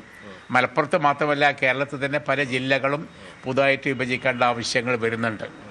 അപ്പോൾ ആ ഒരു സാഹചര്യത്തിൽ ജില്ലയുടെ ഇന്നത്തെ ഒരു ശോചാവസ്ഥ പരിഹരിക്കാനും ഈ ഭരണഭാരം കുറക്കാനും ഒരു ജില്ലയുടെ ഒരു വിഭജനം ആവശ്യമായി വരും എന്നാണ് എനിക്ക് തോന്നുന്നത്. എന്നാണെങ്കിലും മലപ്പുറത്തെ UDF നേതൃത്വം ഇക്കാര്യങ്ങൾ ചൂണ്ടിക്കാണിച്ച് മുഖ്യമന്ത്രിയെ സമീപിച്ചു കഴിഞ്ഞിട്ടുണ്ട്. ഒരുപക്ഷെ സർക്കാരിൻ്റെ ഭാഗത്ത് അനുകൂല സമീപനം ഉണ്ടാകുമോ എന്നുള്ളത് കണ്ടു തന്നെ അറിയേണ്ടതാണ്. എന്നാൽ കാലങ്ങളായിട്ട് ഈ വിഭജനത്തെ എതിർത്തിരുന്ന BJPയുടെ നിലപാടിൽ വളരെ പ്രധാനപ്പെട്ടതാണ്. മലപ്പുറം ജില്ല മാത്രമായി വിഭജിക്കുക എന്നതല്ല, മറിച്ച് ജനസംഖ്യാനുപാതികമായും ഭൂവിസ്തൃത അടിസ്ഥാനത്തിലും പല ജില്ലകൾക്കും ഈ ഒരു പുനഃക്രമീകരണം ആവശ്യമാണ്. അങ്ങനെ ഒരു പുനഃക്രമീകരണത്തിന്റെ ഭാഗമായിട്ട് മലപ്പുറവും അതിൽ ഉൾപ്പെടുത്താം. മറിച്ച് അതിനപ്പുറം മലപ്പുറം മാത്രമായി വിഭജിക്കുക എന്നുള്ളത് വർഗീയമായിട്ടുള്ള ഒരു ആവശ്യമായിട്ട് തന്നെയാണ് കാണേണ്ടത്. അതിനപ്പുറം പാലക്കാട്, അതേപോലെ എറണാകുളം, തിരുവനന്തപുരം ഈ ജില്ലകളിലൊക്കെ ഒരു പുനഃക്രമീകരണം ആവശ്യമാണ്. അതിൻ്റെ കൂട്ടത്തിൽ മലപ്പുറവും കൂടി പരിഗണിക്കുന്ന തരത്തിലൊരു നിലപാടാണ് വേണ്ടത് എന്ന ഒരാവശ്യമാണ് BJP അവരുടെ നിലപാടായി സൂചിപ്പിക്കുന്നത്. BJPയുടെ സംസ്ഥാന നിർവാഹക സമിതി അംഗവും മലപ്പുറത്തിൻ്റെ മുൻ പ്രസിഡന്റുമായ രവി തേലത്ത് ഇക്കാര്യം വ്യക്തമാക്കി. വലിയ ജില്ലകൾ ചെറുതാക്കുന്നതിൽ പുനർവിഭജനം നടത്തിക്കൊണ്ട് ക്രമീകരിക്കുന്നതിൽ BJPക്ക് എതിർപ്പൊന്നുമില്ല. പക്ഷേ നിർഭാഗ്യവശാൽ മലപ്പുറം ജില്ല വിഭജിക്കണം എന്നുള്ള ആവശ്യം മാത്രമാണ് വരുന്നത്. തിരുവനന്തപുരം വലിയ ജില്ലയാണ്, എറണാകുളം വളരെ വലിയ ജില്ലയാണ്, അതുപോലെ തന്നെ താരതമ്യേന പാലക്കാട്, തൃശ്ശൂർ, കോഴിക്കോടൊക്കെ ഇതേപോലെ വലിയ ജില്ലകളാണ്. ജനസംഖ്യയുടെ ഒരു സാന്ദ്രത മാത്രം കണക്കിലെടുത്തുകൊണ്ട് മലപ്പുറം ജില്ലയെ മാത്രം വിഭജിക്കുന്നതിലാണ് ഈ സംശയാസ്പദമായ ഒരു സാഹചര്യം ഉണ്ടാകുന്നത്. എന്നാണെങ്കിലും ഇടതുപക്ഷത്തിൻ്റെ നിലപാട് വളരെ പ്രധാനപ്പെട്ടതാണ്. ഇതിൽ കുറച്ചുകൂടി ആലോചിച്ച ശേഷം നിലപാട് പറയാമെന്നാണ് CPM ജില്ലാ നേതൃത്വം വ്യക്തമാക്കിയിരിക്കുന്നത്. ഇതിൽ ഒന്നുകൂടി ഈ കാര്യങ്ങൾ മനസ്സിലാക്കേണ്ടതുണ്ട്. എന്നാണെങ്കിലും ഇതുവരെ ഉണ്ടായിരുന്നൊരു സാഹചര്യമല്ല ഇപ്പോഴുള്ളത് എന്നുള്ളത് വളരെ വ്യക്തമായ കാര്യം. ഒന്ന്, UDFൻ്റെ സർക്കാർ അധികാരത്തിലുണ്ട്. രണ്ടാമതായിട്ട് കാനേഷുമാരി പുതിയ ജനസംഖ്യാ കണക്കെടുപ്പ് തുടങ്ങുകയാണ്. അപ്പോൾ ഈ രണ്ട് ഘടകങ്ങളും ഒന്നിച്ച് കാണേണ്ടതുണ്ട്. ജനസംഖ്യാ അടിസ്ഥാനത്തിൽ ഏറ്റവും വലിയ ജില്ലയായിട്ട് മലപ്പുറം മാറുമ്പോൾ അവിടെ ജനങ്ങൾക്ക് ആവശ്യമായ സൗകര്യങ്ങൾ എത്തുന്നില്ല, അല്ലെങ്കിൽ സംവിധാനങ്ങൾ എത്തുന്നില്ല എന്നുള്ള വലിയൊരു പരാതി പരിഹരിക്കാൻ ഒരുപക്ഷേ ഒരു പുനഃക്രമീകരണം വേണ്ടി വന്നേക്കുമെന്ന നിലപാട് സർക്കാരിനും സ്വീകരിക്കേണ്ടി വരും. എന്നാണെങ്കിലും ഈ വരുന്ന ദിവസങ്ങളിൽ ബജറ്റ് വരാൻ പോവുകയാണ്. ഈ ഒരു ജില്ലാ പുനഃക്രമീകരണത്തെക്കുറിച്ച് വളരെ ഗൗരവത്തിൽ ശാസ്ത്രീയമായിട്ട് തന്നെ പഠിക്കുവാനും ആലോചിക്കുവാനും ഒരു സമിതിയെ നിയോഗിച്ചാൽ തന്നെ അത് ഒരു പുതിയ കാൽവെപ്പായിട്ട് കാണേണ്ടി വരും, പുതിയ തീരുമാനങ്ങൾക്ക് തുടക്കമായിട്ട് കാണേണ്ടി വരും. ഇതിൽ സർക്കാരിൻ്റെ നിലപാട് എന്താകുമെന്നുള്ളതാണ് ഇനി വളരെ പ്രധാനപ്പെട്ടൊരു കാര്യം. VD സതീശൻ സർക്കാർ കാലങ്ങളായിട്ട് ഉയരുന്ന ഈ ആവശ്യത്തോട് ഏത് തരത്തിലുള്ള സമീപനം സ്വീകരിക്കുമെന്നുള്ളത് കണ്ടു തന്നെ അറിയണം. ഒരുപക്ഷെ ജില്ലയിലെ UDF നേതൃത്വത്തിന് മുന്നോട്ട് വെച്ചൊരു നിവേദനമായതുകൊണ്ട് അതിനോട് അനുകൂലമായി പ്രതികരിക്കാനുള്ള സാധ്യത തള്ളിക്കളയാനുമാകില്ല. അഖിലോട്ട് പറയുകയൊപ്പം CV അനുമോദ്, ന്യൂസ് 18. പാലാ നഗരസഭാ തർക്കങ്ങളിലെ സമവായ ശ്രമങ്ങൾക്ക് തിരിച്ചടിയായി ഹൈക്കോടതി ഉത്തരവ്. കൊട്ടാരമുറ്റം ബസ് സ്റ്റാൻഡിലെ പുതിയ ഓട്ടോ സ്റ്റാൻഡിന്റെ പ്രവർത്തനം അവസാനിപ്പിക്കാൻ കോടതി ഉത്തരവിട്ടു. നഗരസഭയുടെ അനുമതിയില്ലാതെ പുതിയ സ്റ്റാൻഡ് സ്ഥാപിക്കാൻ കൗൺസിലർ ബിജു മാത്യൂസ് നീക്കം നടത്തിയതാണ് തർക്കങ്ങൾക്ക് തുടക്കമിട്ടത്. സമവായ ശ്രമങ്ങളുടെ ഭാഗമായി സ്റ്റാൻഡ് പുനഃസ്ഥാപിക്കാൻ ധാരണയെടുത്തിരുന്നു. കോടതി ഉത്തരവ് വന്നതോടെ സമവായ ഫോർമുലയിലെ പ്രധാന നിർദ്ദേശമാണ് ഇനി നടപ്പാക്കാനാകാതെ വരുന്നത്. ാണ് ഇന്ന് ആദ്യമായി അതിന് പിന്നാലെ കൗൺസിൽ യോഗം ചേരുന്നത്. ഉച്ചയ്ക്ക് ശേഷം ഏതാണ്ട് 3:30 യോഗം ആരംഭിക്കുക. ഏതാണ്ട് തർക്കം പരിഹരിച്ചു എന്നായിരുന്നു കോൺഗ്രസിന്റെ നിലപാട്. പക്ഷേ ഈ പ്രശ്നങ്ങളെല്ലാം പരിഹരിക്കുന്നതിന് ഏറ്റവും പ്രധാനപ്പെട്ട ഉപാധിയായി വെച്ചിരുന്നത് കൊട്ടാരമുറ്റം സ്റ്റാൻഡിലെ ഓട്ടോ സ്റ്റാൻഡ് പുനഃസ്ഥാപിക്കുന്നതുമായി ബന്ധപ്പെട്ടാണ്. ഈ സ്റ്റാൻഡ് സ്ഥാപിച്ചതുമായി ബന്ധപ്പെട്ടാണ് തർക്കങ്ങൾ ഉണ്ടാകുകയും ചെയ്തിട്ടുള്ളത് തുടക്കത്തിൽ. അതുകൊണ്ട് തന്നെ അത് പുനഃസ്ഥാപിച്ചുകൊണ്ട് പ്രശ്നം പരിഹരിക്കുക എന്നുള്ളതായിരുന്നു. പക്ഷെ അതിനിടെയാണ് ഇന്നലെ ഹൈക്കോടതിയിൽ നിന്നും ഇതിനെതിരെ ഒരു വിധി വന്നത് എന്നുള്ളതാണ് ഏറ്റവും ശ്രദ്ധേയമായിട്ടുള്ളത്. അതായത് സ്റ്റാൻഡ് സ്ഥാപിച്ച നടപടി അത് അനധികൃതമാണ്, അതുകൊണ്ട് തന്നെ നഗരസഭ സ്ഥലം സ്വന്തം കയ്യിൽ തന്നെ വെക്കണം എന്ന നിലയിലുള്ള വിധിയാണ് വന്നത്. എന്തായാലും സമവായ ഫോർമുലയിൽ തന്നെ ഇങ്ങനൊരു തർക്കം കോടതിയുടെ ഇടപെടൽ വന്നതോടെ വീണ്ടും അതൊരു തർക്കത്തിലേക്ക് പോകുമോ എന്നൊക്കെയുള്ളതാണ് കാത്തിരുന്ന് കാണേണ്ടത്. എന്തായാലും ഇന്ന് നടക്കുന്ന കൗൺസിൽ യോഗത്തോടെ പ്രശ്നപരിഹാരം എന്നതാണ് UDF, കോൺഗ്രസ് ഒക്കെ ആഗ്രഹിച്ചിരുന്നത്. പരസ്യ പ്രതികരണങ്ങൾ ഉൾപ്പെടെ വിലക്കിക്കൊണ്ടാണ് ഇരുപക്ഷത്തെയും ഇപ്പോൾ സമവായത്തിലൂടെ മുന്നോട്ട് പോയിട്ടുള്ളത്. എന്തായാലും നിലവിൽ മറ്റ് അവിശ്വാസങ്ങളൊന്നും മുന്നിലില്ല എന്നുള്ളത് ഒരു പരിധിവരെ UDFനെ സംബന്ധിച്ച്, കോൺഗ്രസിനെ സംബന്ധിച്ച് ആശ്വാസമാണ്. പക്ഷേ ഇന്നത്തെ കൗൺസിൽ യോഗത്തിൽ ഉൾപ്പെടെ കൂടുതൽ തർക്കങ്ങൾ ഉണ്ടാകുമോ എന്നുള്ളതാണ് കാത്തിരുന്നു കാണേണ്ടത്. കോട്ടയം. അശ്ലീല സന്ദേശവും ദൃശ്യങ്ങളും അയച്ചെന്ന പരാതിയിൽ SFI കാസർഗോഡ് ജില്ലാ സെക്രട്ടറി K. അനുരാഗിനെതിരെ സംഘടനാ നടപടിയില്ല. ഉടൻ നടപടി വേണ്ട എന്നാണ് ഫ്രാക്ഷൻ യോഗത്തിലെ തീരുമാനം. പരാതിക്കാരിയുമായി ഒത്തുതീർപ്പിന് ശ്രമിക്കും. വിഷയത്തിൽ CPM ജില്ലാ നേതൃത്വവും മൗനം തുടരുകയാണ്.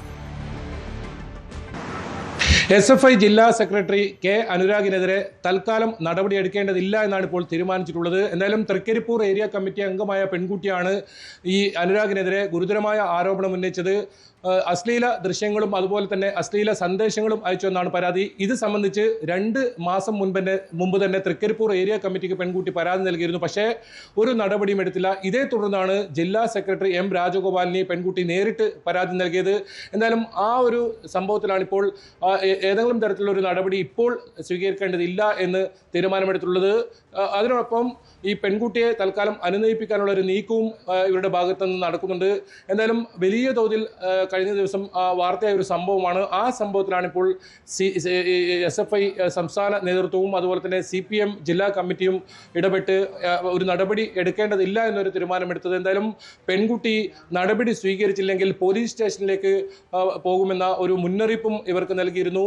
പക്ഷേ ആ കാര്യത്തിൽ വലിയ ഗൗരവത്തിൽ ഇപ്പോൾ പാർട്ടി എടുത്തിട്ടില്ല എന്ന് വേണം ഇതിൽ നിന്ന് മനസ്സിലാക്കാൻ. എന്തായാലും ഇനി പെൺകുട്ടിയുടെ നീക്കം എന്താണ്, അതാണ് ഏറ്റവും പ്രധാനം. ഈ പലപ്പോഴും നേരിട്ട് ഈ പെൺകുട്ടിയുമായി ഇത്തരത്തിൽ വലിയ തോതിൽ മോശമായ രീതിയിൽ സംസാരിക്കുന്ന സാഹചര്യം ഉണ്ടായിരുന്നു. പിന്നീട് അത് ഫോണിലും വരുന്ന സാഹചര്യമാണ് ഉണ്ടായത്. ഇത്തരത്തിൽ അശ്ലീല ദൃശ്യങ്ങളും അതുപോലെ തന്നെ അശ്ലീല സന്ദേശങ്ങളും ഈ പെൺകുട്ടിക്ക് വ്യാപകമായി അയക്കുന്ന സാഹചര്യമാണ് ഉണ്ടായത്. പിന്നീട് സഹിക്ക വയ്യാതെയാണ് പാർട്ടിക്ക് പരാതി നൽകിയത്. ഏതായാലും പോലീസ് സ്റ്റേഷനിലേക്ക് ഈ പരാതി പെൺകുട്ടി പോകുമോ എന്നതാണ് ഇനി ഏറ്റവും പ്രധാനം. ഏതായാലും പാർട്ടിയുടെ ഭാഗത്തു നിന്നും അനുരാഗിനെതിരെ ഒരു നടപടി ഉണ്ടാകില്ല എന്ന തീരുമാനം വന്നിരിക്കുന്നു. ഈ പെൺകുട്ടിയോട് ഭാവിയിൽ ഒരു നടപടി അനുരാഗിനെതിരെ സ്വീകരിച്ചേക്കാം. അതല്ലെങ്കിൽ ഈ ഒരു പ്രശ്നം മാപ്പ് പറയലോ അത്തരത്തിൽ ഒത്തുതീർപ്പാക്കുക എന്നതാണ് പാർട്ടി ഇപ്പോൾ തീരുമാനിച്ചിട്ടുള്ളത്. ഏതായാലും കഴിഞ്ഞ ദിവസം ഇത് വലിയ വാർത്തയായതോടുകൂടിയാണ് ഈ സംഭവത്തിൽ പെട്ടെന്ന് തിടുക്കത്തിലൊരു പരാതി ഈ നടപടി വേണ്ട എന്ന് ഇപ്പോൾ SFI തീരുമാനിച്ചെന്നാണ് നമുക്ക് മനസ്സിലാക്കാൻ സാധിക്കുന്നത്. എന്തായാലും ഈ സംഭവം വലിയ തോതിലുള്ള ഒരു ചർച്ചാ വിഷയമായിട്ടുണ്ട്. അനുരാഗിനെതിരെ ഒരു വലിയ വിഭാഗം SFIയിൽ നിന്ന് തന്നെ പ്രതിഷേധവുമായി രംഗത്തെത്തുന്ന സാഹചര്യം ഉണ്ടായിട്ടുണ്ട്. ഏതായാലും പെൺകുട്ടിയെ സംബന്ധിച്ചിടത്തോളം പരാതിയിൽ ഉറച്ചു നിൽക്കുന്നു. പരാതി പാർട്ടി പരിഹരിച്ചില്ലെങ്കിൽ അത് പോലീസ് സ്റ്റേഷനിലേക്ക് എത്തുന്ന രീതിയിലേക്കാണ് ഇപ്പോൾ കാര്യങ്ങളുള്ളത്. എന്തായാലും ഈ സംഭവത്തിൽ ഇപ്പോൾ തൽക്കാലം നടപടിയില്ല എന്ന തീരുമാനമാണ് ഇപ്പോൾ പാർട്ടി നേതൃത്വം എടുത്തിട്ടുള്ളത്.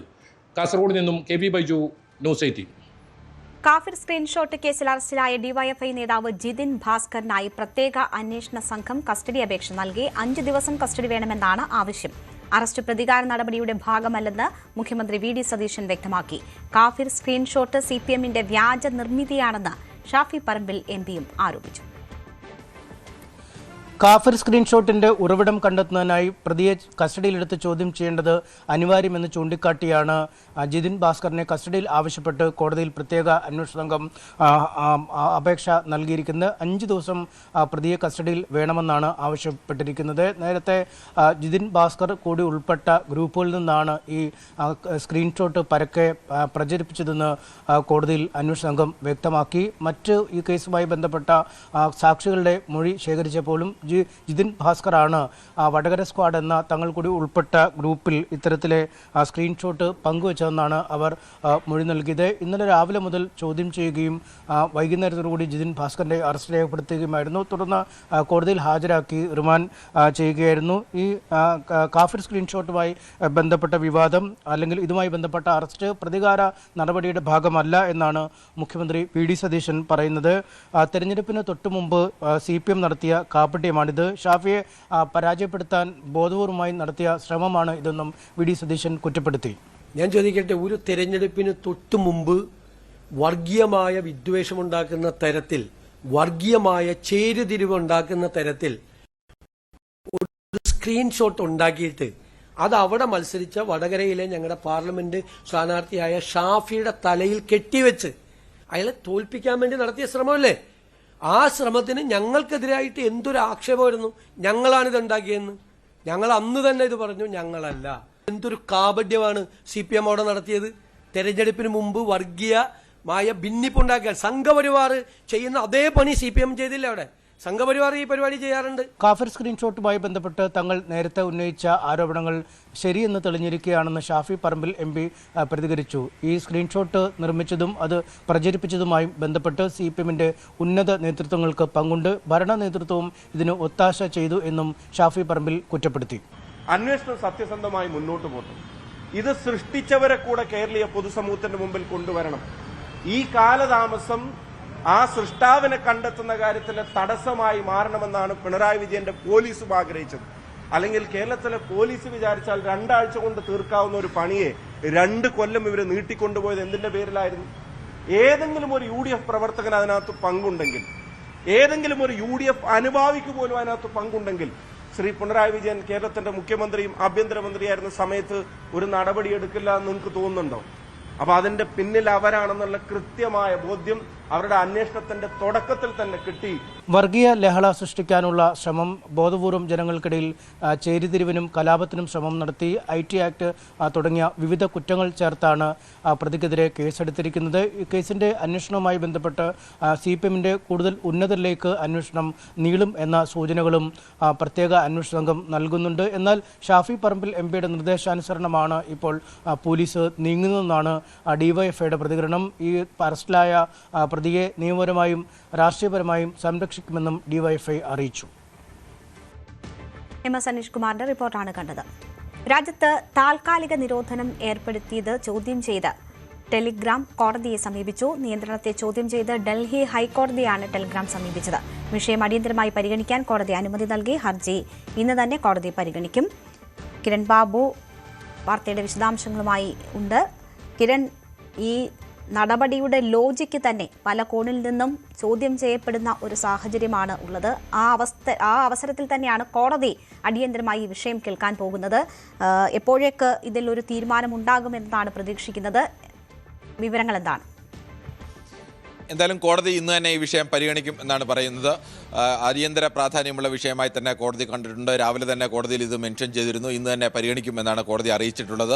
ടെലിഗ്രാം പ്രധാനമായും ചൂണ്ടിക്കാണിക്കുന്നത് ഏതെങ്കിലും ഒരു ആപ്പ് നിരോധിച്ചുകൊണ്ട് സമാനമായ 12ഓളം പ്രധാനപ്പെട്ട ആപ്പുകൾ ഇന്ത്യയിലുണ്ട്. ഇത് ഇന്ത്യയിലെ 15 കോടിയോളം വരുന്ന ടെലിഗ്രാം ഉപഭോക്താക്കളെ ആകെ പ്രതിസന്ധിയിലാക്കുന്ന നീക്കമാണ്. കഴിഞ്ഞ തവണ ഈ ടെലിഗ്രാം ആപ്പ് ഉപയോഗിച്ചാണ് ആളുകൾ അല്ലെങ്കിൽ ഈ തട്ടിപ്പ് നടത്തിയവർ ചോദ്യപേപ്പർ വിതരണം ചെയ്തതെങ്കിൽ ഇപ്പോൾ അതിൻ്റെ പേരിൽ ടെലിഗ്രാം മാത്രം നിയന്ത്രണം ഏർപ്പെടുത്തുകയോ നിരോധിക്കുകയോ ചെയ്തതുകൊണ്ട് എങ്ങനെയാണ് ഇത് തടയാനാവുക? സമാനമായ എത്രയെങ്കിലും ആപ്പുകൾ വിപണിയിൽ ലഭ്യമാണ്. ഈ ആപ്പുകളെല്ലാം ഉപയോഗിച്ചുകൊണ്ട് ഇത്തരത്തിൽ തട്ടിപ്പ് നടത്തിക്കൂടെ എന്നാണ് ചോദിക്കുന്നത്. അതോടൊപ്പം തന്നെ ഈ എവിടെയെങ്കിലും ഒരു കള്ളം നടന്നു കഴിഞ്ഞാൽ അതിന് ആ സ്ഥലം നിരോധിക്കുകയല്ലോ വേണ്ടത്, അല്ലെങ്കിൽ കള്ളം തടയുകയല്ലേ വേണ്ടത് എന്നുള്ള അടക്കമുള്ള ചോദ്യങ്ങൾ കോടതിയും രാവിലെ പരിഗണിക്കുമ്പോൾ ഉന്നയിക്കുകയുണ്ടായി. എന്തായാലും ടെലിഗ്രാം പറയുന്നത് 900ഓളം സംശയം മുന്നിൽ നിൽക്കുന്ന ഗ്രൂപ്പുകൾ, ആ ഗ്രൂപ്പുകളെല്ലാം തന്നെ അവർ ഡിലീറ്റ് ചെയ്തിട്ടുണ്ട്, അതെല്ലാം ഡിസേബിൾ ചെയ്തിട്ടുണ്ട്. പിന്നീടും എന്തിനാണ് ഈ ആപ്പിൻ്റെ മെസ്സേജുകൾ അയക്കാനുള്ള അവരുടെ സംവിധാനത്തെ പൂർണ്ണമായും നിരോധിക്കുന്നത്? 21-ാം തീയതിയാണ് നീറ്റ് പരീക്ഷ നടക്കുന്നത്. 22-ാം തീയതി വരെയാണ് ഇത്തരത്തിലേക്കൊരു നിരോധനം ഏർപ്പെടുത്തിയിരിക്കുന്നത്. ഇതിനെതിരെയാണ് ഇപ്പോൾ ഡൽഹി ഹൈക്കോടതിയെ ടെലിഗ്രാം ഔദ്യോഗികമായി തന്നെ സമീപിച്ചിരിക്കുന്നത്. ഡൽഹി ഹൈക്കോടതി ഇന്ന് അതിൽ വാദം കേട്ട് തീർപ്പ് കൽപ്പിക്കും.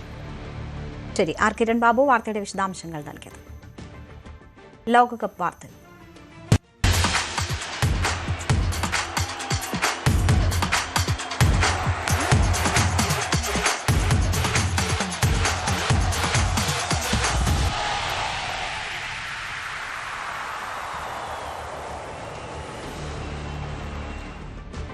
മെസ്സി മാജിക്കിൽ ലോകകപ്പിന് തകർപ്പൻ തുടക്കമിട്ട അർജന്റീന. എതിരില്ലാത്ത 3 ഗോളുകൾക്കാണ് അൾജീരിയയെ തകർത്തത്.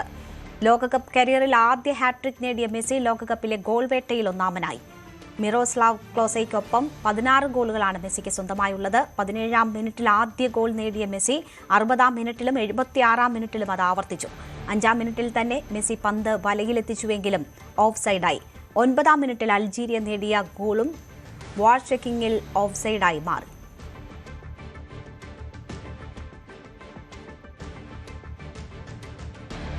രാജ്യാന്തര മത്സരങ്ങളിൽ ഇരട്ട സെഞ്ചുറി പൂർത്തിയാക്കിയ പോരാട്ടം അവിസ്മരണീയമാക്കി മാറ്റി ലയണൽ മെസ്സി. ലോകവേദിയിൽ ഹാട്രിക് ഇല്ലെന്ന പോരായ്മയും ഇന്ന് മെസ്സി മായ്ച്ചു കളഞ്ഞു. അൾജീരിയയുടെ ആരാധകർ പോലും മെസ്സി മാജിക്കിനെ ആഘോഷമാക്കുന്നതാണ് ലോകം പിന്നീട് കണ്ടത്.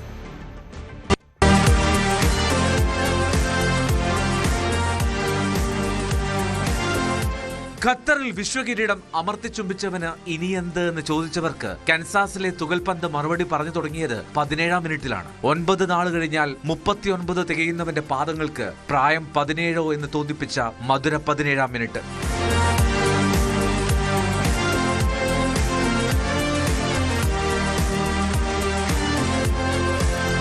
പഴുതു കണ്ടാൽ അവനത് അത്രമേൽ നിസ്സാരമെന്ന് കാണിച്ചു തന്ന 60-ാം മിനിറ്റ്. ലക്ഷ്യം തെറ്റാത്തവന് നിറയൊഴിക്കാനൊരു നൂലിഴ കിട്ടിയാൽ മതിയെന്ന് തെളിയിച്ച 76-ാം മിനിറ്റ്. ഇനിയൊരു തൂവലിന് ഇടമില്ലാത്ത കിരീടത്തിലേക്ക് കൊതിയോടെ പാറിയെത്തിയ മറ്റൊന്നുകൂടി. ലോകകപ്പിൽ ഹാട്രിക്. അതും ഇനി മെസ്സിക്ക് അന്യമല്ല.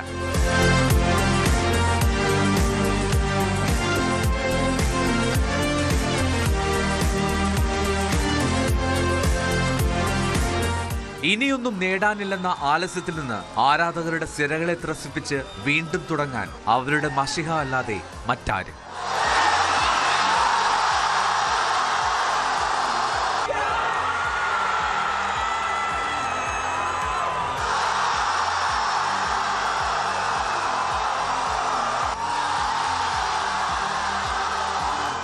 ആകാശനീലക്കാർ വാമോസ് പാടി ആർത്തു വിളിച്ചപ്പോൾ മിശിഹായ്ക്ക് സ്തുതി പറഞ്ഞു അൾജീരിയൻ ആരാധകർ.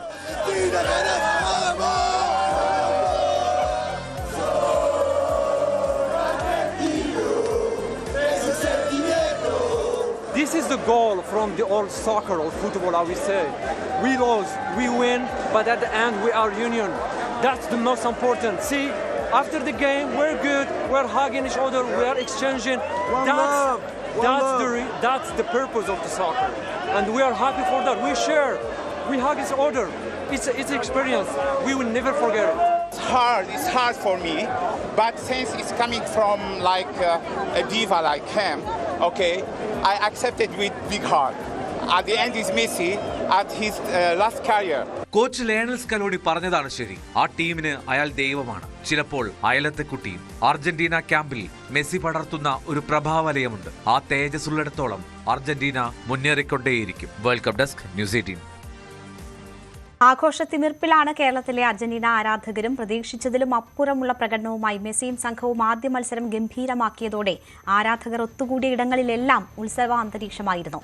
ഗോൾ നേടിയപ്പോഴെല്ലാം ഇളകി മറിഞ്ഞു ആരാധക സംഘം.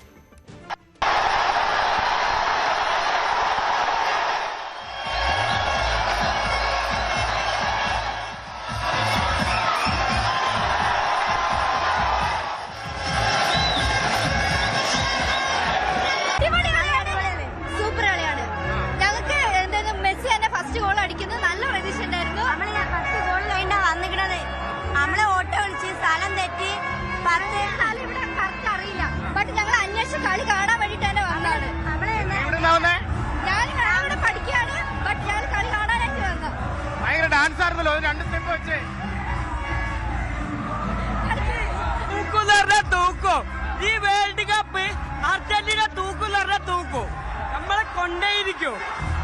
ഒന്നും രണ്ടും അല്ല 3 ഗോളാണ് അടിച്ചത്. 3 ഗോൾ മാത്രമേ നമുക്ക് ടെൻഷനില്ല, ബാക്കിയുള്ളവർക്ക് ടെൻഷനാ. നമ്മൾ കളിക്കുമ്പോ ടെൻഷനില്ല, നമ്മൾ ജയിക്കുന്ന ഉറപ്പാണ്.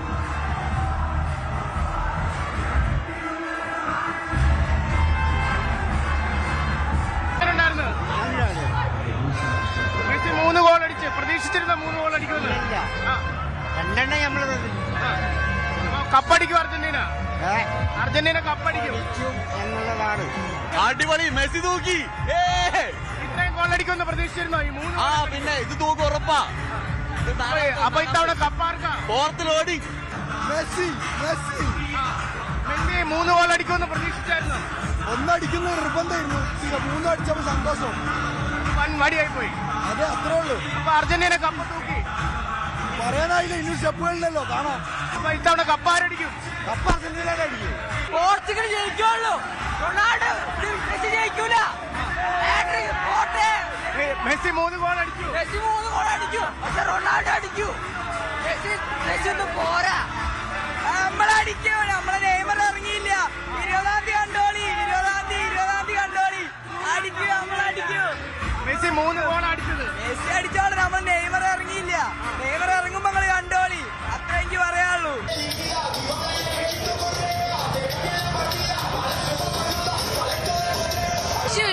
ഹാട്രിക് അടിച്ചില്ല മെസ്സി, അതന്നെ മതി. അതാണ് ഏറ്റവും വലിയ സംഭവം. അതെ. കളി എന്ത് പറയാനാ, നിങ്ങൾ കണ്ടില്ലേ കളി?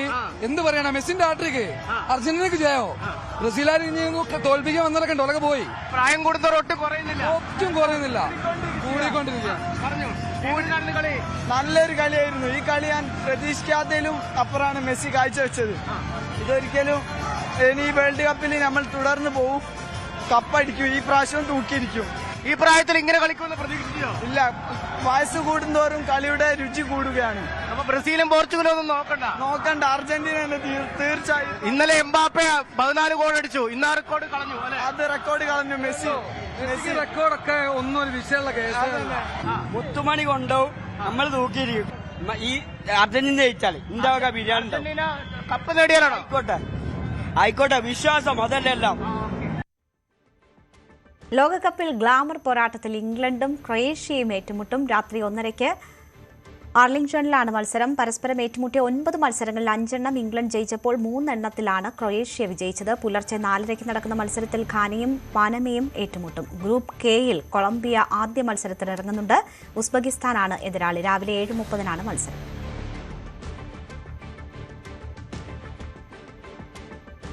ഇന്നത്തെ സ്വർണം വെള്ളി നിരക്കുകൾ.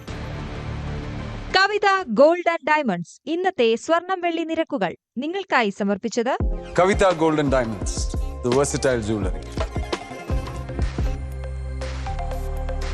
സ്വർണം 22 ക്യാരറ്റ് ഗ്രാമിന് 13,850 രൂപ, പവന് 1,10,800 രൂപ.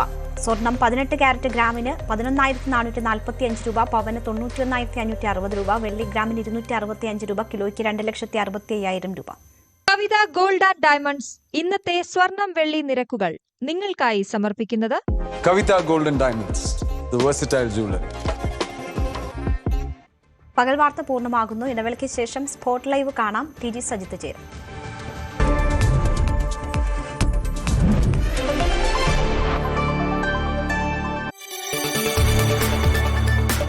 കൂടുതൽ വാർത്തകൾക്ക് News 18 Keralam YouTube channel subscribe ചെയ്യുക.